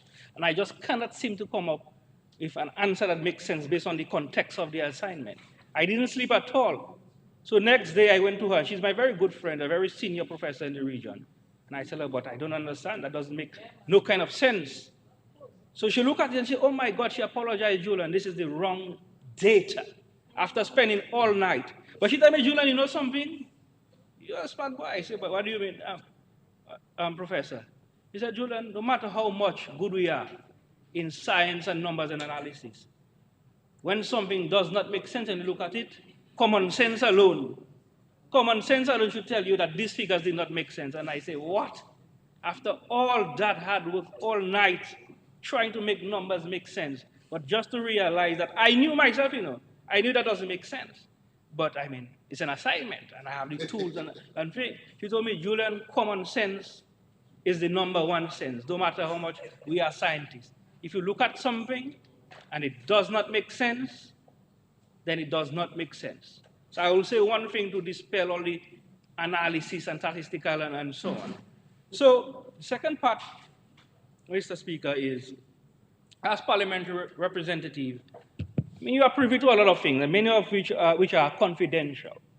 Constituents, those who are highly qualified and astute, and those who are working very hard, and some of them on the any cleanup and beautification crew, and so on, you know, and those doing otherwise. And I have over time come to realize a fair amount in the bracket of astute and high academic credentials. Their financial problems compared to the other cadre of people, there's a great indifference, a variance, I would just say. They are usually the one mostly in debt, cannot survive. And I'm wondering to myself, but I mean, how come you're so smart and have all this, but you accumulate all this bad debt?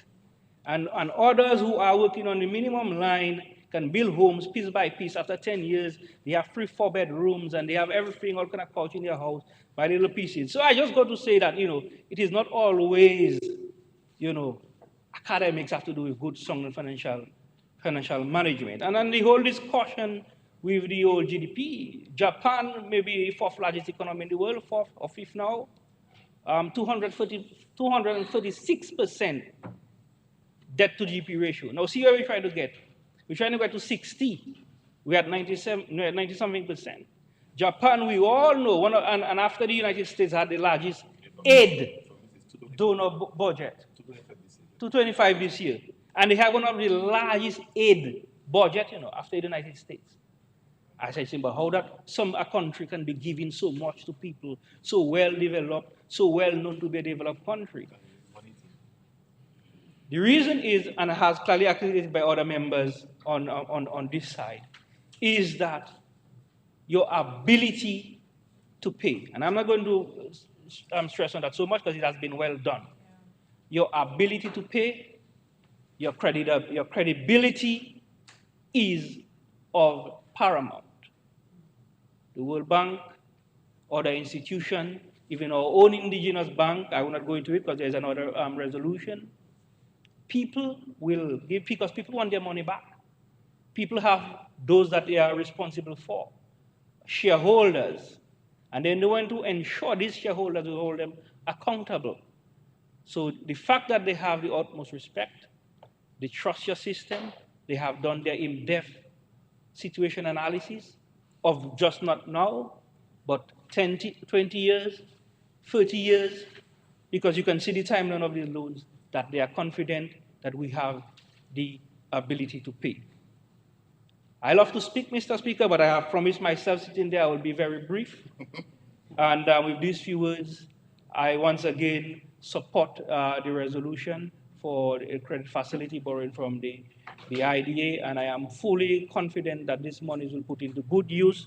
And then perhaps we can come again for the second turn to ensure that the senator who spoke on behalf of the parliamentary representative from Bruce can get all of which, because we understand this is phase 1, and we have other people around Dominica, myself too, you know, because when I come out from there, I have to answer to my people. They will say, but Pal Rep, we see money is being taken to build homes, but there is a site earmarked, Honorable Minister, the parliamentary for Roseau, there is a site earmarked in Bagatelle for a few years now. I tell them, take your time. We're closing up on the Centre Grand Bay. We're closing up on a few other areas, and your time will come. So I ask them for their patience, that the site, which is earmarked already for housing development in Bagatelle, will come. With these few words, thank you, Mr. Speaker.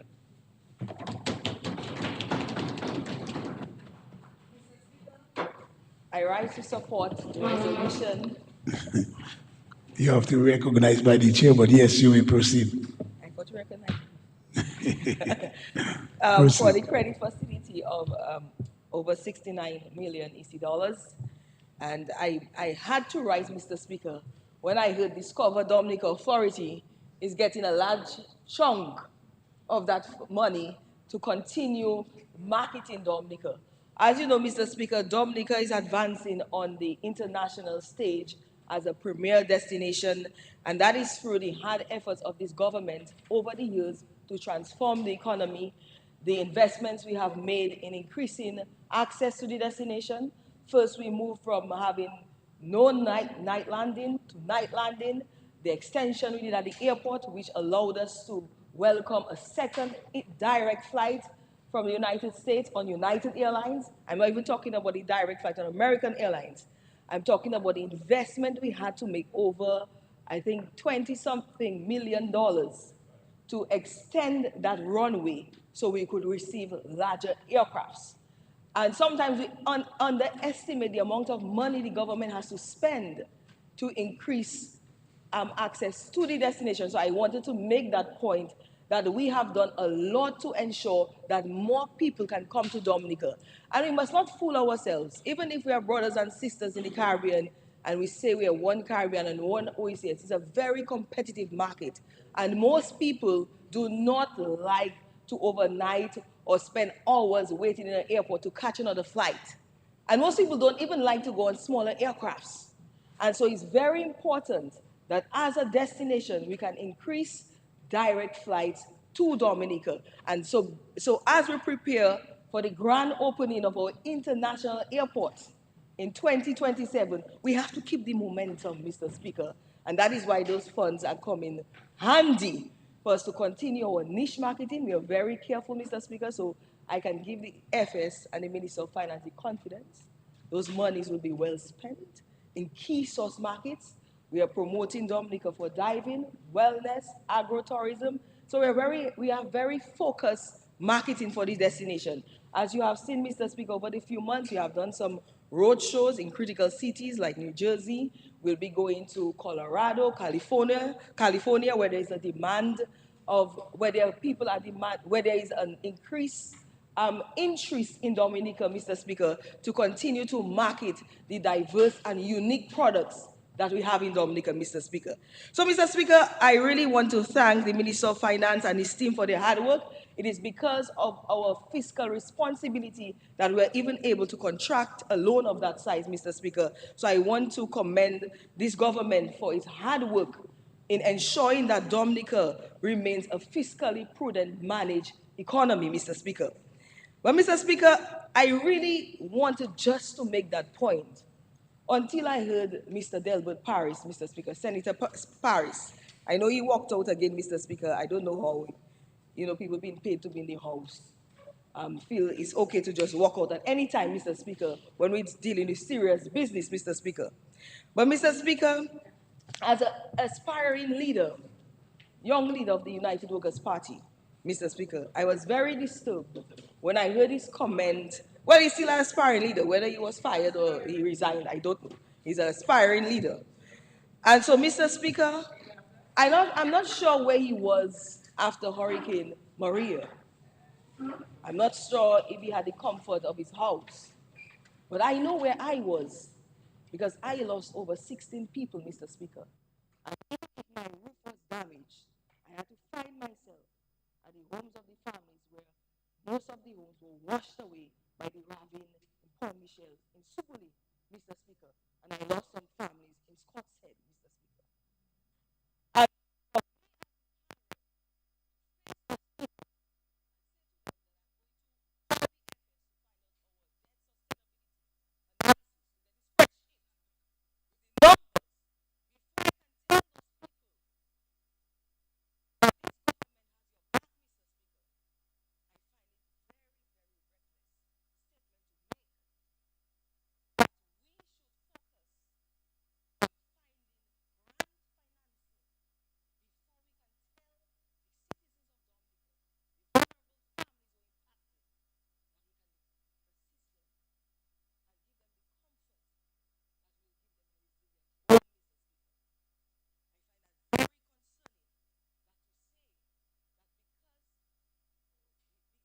Housing should be financed by grant funding only because you don't have commercial returns, Mr. Speaker. So, Mr. Speaker, he's equalizing the life and comfort of the dignity of the people of Dominica to profits, Mr. Speaker. Very reckless statement by an aspiring leader and a senator in this house to equate the lives and livelihoods of people, the people of Petite Soufrière, the people of Good Hope. I drove up there after the trough system, Mr. Speaker, and I was in total shock. The devastation that occurred in that part of the area. I was there enjoying myself at Fête La Pointe, and destruction on the other side of the country. We did not start this war of climate change, but we are on the front line, and we have to protect our citizens. And it doesn't matter what it takes, Mr. Speaker. This Dominica Labour Party, who has always had the back of Dominicans, will find the money to ensure that we provide relief, especially for the families impacted by disasters caused by climate change. So we should never come here to play politics and to play games with the lives of the people of this country. And that is why the Dominica Labour Party will always be the best choice for Dominica, because we are the only party who truly care for the people of this country, and we will always put people first and certainly above profits. Thank you, Mr. Speaker.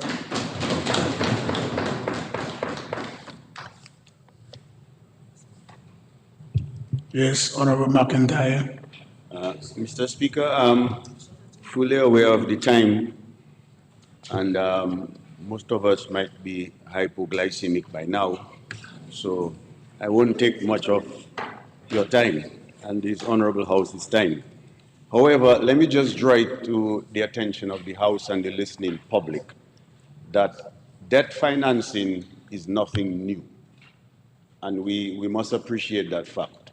And it's for development purposes. So obviously, there's the vision that all these development activities that are taking place will deal with this debt financing, which is, we have a 10-year grace period. So we must appreciate the fact that it is nothing new, debt financing for development. And it's totally acceptable. It's something other islands do, other countries do. It's nothing new that we're doing here. So when some of the others on the other side want to put it like it's something new and so dramatic, no. It's happened before, and it's happening now, and it's nothing to panic about. It's a well-planned debt sustainability program that we have, which the Prime Minister said that we did lay it here in this Parliament. So I just want to get that point clear. And the report that the Senate Laura is referring to in terms of the statistics and so, let me just make it abundantly clear also that the same IMF Article 4 report that came out, it also said that we had GDP growth by 3.5% in 2024. And obviously that's reported the increase in tourism numbers, which was 32% above the pre-pandemic levels, as well as all our investments in agriculture and in the small business and the other sectors, the productive sectors, so to speak. That very same report, Mr. Speaker, also said that the primary deficit narrowed by 2% of GDP from 2023-2024. And also that very same report also projected to move into a surplus by 2024-2025. So we're not just taking a loan, but I'm telling you the backdrop. I'm just trying to contextualize where we are, and that gives us the confidence that we can take such loans, Mr. Speaker. Mr. Speaker, the public debt also fell from 112%, that's where we were before, of GDP. That is in 2020-21, because obviously we had the COVID-19, etc. And now it's below 100, it's 98%. So it just shows you how we've been making steady progress all along the way, which gives us the confidence that we can come here to this honorable House and take such a loan. Mr. Speaker, apart from that, the GDP growth projected is 3.5% over the next 3 years. So you have to put all of this into context, and our current account balance is expected to improve steadily to its normal by 2028. Let alone that, Mr. Speaker, the primary balance projected to strengthen gradually to 2% of GDP by 2030. Now, Mr. Speaker, you have to put all of that into context, as I was saying, in the sense that we're developing a modern economic infrastructure. So all our investments, whether it's in roads, whether it's in education, whether it's in health, whether it's in energy, whether it's in digitalization, housing, and we can go on and on and on. What it is going to do is rebuild critical fiscal buffers, which is what we're doing. That is why we have the confidence that we can come here, because granted, we do have a 10-year grace period to pay those loans, but we can come here and we can come here with confidence because we know all what we're putting in place now will definitely be able to, we can service these loans 10 years down the line. Let alone that, Mr. Speaker, there's also the financial resilience aspect of what this government is doing. So for instance, the Caribbean Catastrophe Risk Insurance Facility, we've actually increased our contribution to this, so this is all part of the financial resilience that is critical in terms that we'll have some climatic events. Apart from that, we have the Disaster Vulnerability Fund, which we also service from CBI funds. We have the parametric insurance, which the farmers are using through the credit unions. As a matter of fact, that is what came to Grenada's rescue, where they got 10 million out of that same parametric insurance fund, which we run for our credit unions here. And at the OECS meeting recently, they thought that was the best kept secret that Dominica had. But anyway, Grenada did benefit, and the other islands are going to go for it. All this we have to. Now, earlier, Senator Paris did mention about why don't we go to the GCF, etc. Mr. Speaker, I have a full 3 pages of all the GCF programs that we're having. If you permit me, I can just mention 1 or 2 quickly for you. So for instance, the Sustainable Energy Fund, that is 25 million. That's been approved already and been implemented. The National Adaptation Plan, that has also been approved, $2.9 million. The Economic Feasibility Green Eco-Industrial Park, 750,000 approved and being implemented. Phase 1 capacity development and institutional strengthening to support development and delivery of Dominica's GCF work program, approved for $848,000. The Phase 2, $990,000. Then we have also the Dominica Resilient Enhancement Project by 5Cs, $24 million. Development of the Resilient Integrated Coastal Margin, that's $40 million. So, Mr. Speaker, it's not just loans that we're depending on. We have also engaged these international agencies to get funding for many of our projects, which was mentioned earlier, but I just thought I'd clarify this for you as well. Putting all of this aside, Mr. Speaker, the resilience aspect of this loan, obviously, and you know, we're discussing this loan a month or 2 before the hurricane season. Mr. Speaker, this is not the time for us to be questioning in terms of people's safety and their well-being before hurricane season. That is being very insensitive, I thought, and we should never let these things pass. This is being very insensitive before hurricane season to be questioning relocating people to a safer area where they can reside in peace and safety. If they're not safer, Mr. Speaker, if their livelihoods are not there, if they are not alive, there'll be no other children and grandchildren to look after. So this is where we start from, to protect people and stuff. But let alone from the home's point of view, you can see what this government has done in terms of roads and our resilience, in terms of health, our resilience in health, all our school. Earlier, they mentioned about training. I agree we have to train, but is it precisely why we are developing this technical and vocational education school at the Goodwill? That is what it's meant to address. And Mr. Speaker, ignorance is a poverty, because just last month, on the 24th of April, we graduated 18 candidates in the CVQ level 3. That is for, Mr. Speaker, that is for supervisors and foremen to apply CARICOM Code of Construction. And then we also graduated another 30 students, completed level 1 and level 2 programs under the Skills for Youth Employment. That's in electrical engineering, plumbing, commercial food production, garment production. So we've been training people, and that was done together with CDEMA, that is Caribbean Disaster Emergency Management Agency, as well as with Cantor.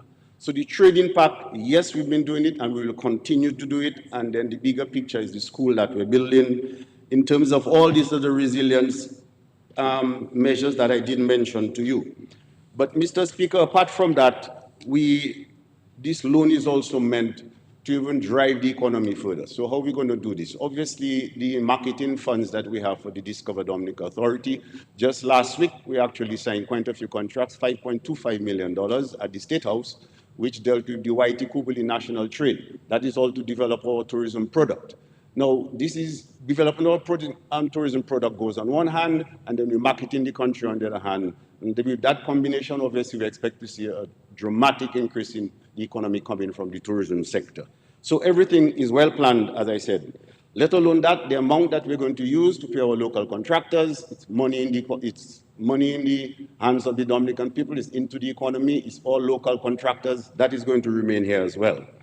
And then most of all, we have to look at the relocation of these vulnerable homes in those villages, and then that it just shows, but Mr. Speaker, you can only get to that point.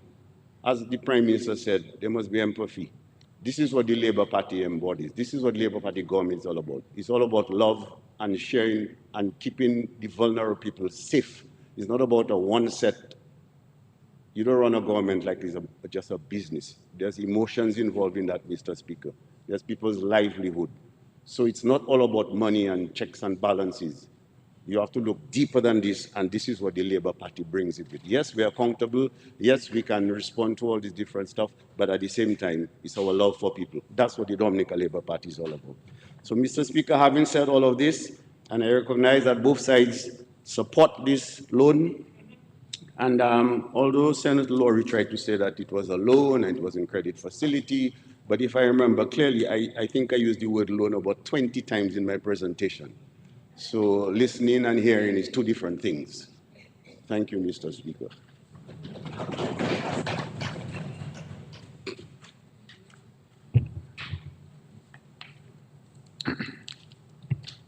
This concludes the debate. I will now put the question. Be it resolved that in accordance with Section 3.1 of the Loans Act, Chapter 6405 of 2017 revised laws of the Commonwealth of Dominica, this Honorable House authorizes the Minister for Finance to borrow, by means of credit, a sum not exceeding special drawing rights, 18,500,000, equivalent to Eastern Caribbean $69,930,000 on the following terms.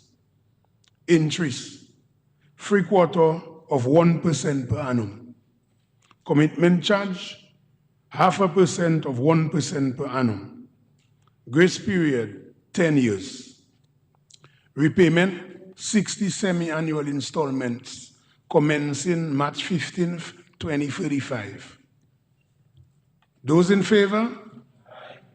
Those against? The ayes have it. The motion has been approved.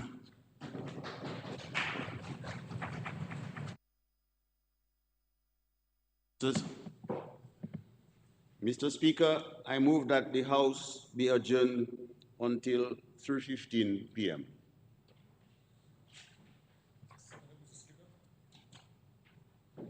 It has been moved and seconded that the House be adjourned until 3 p.m. this afternoon. 3:15? 1:15, yes, 3:15. 3:15. Yes. Yeah. It has been moved and seconded that the House be adjourned until 3:15 p.m. Those in favor? Those against? The ayes have it. House stands adjourned until 3 p.m. this afternoon. 3:15 p.m. this afternoon.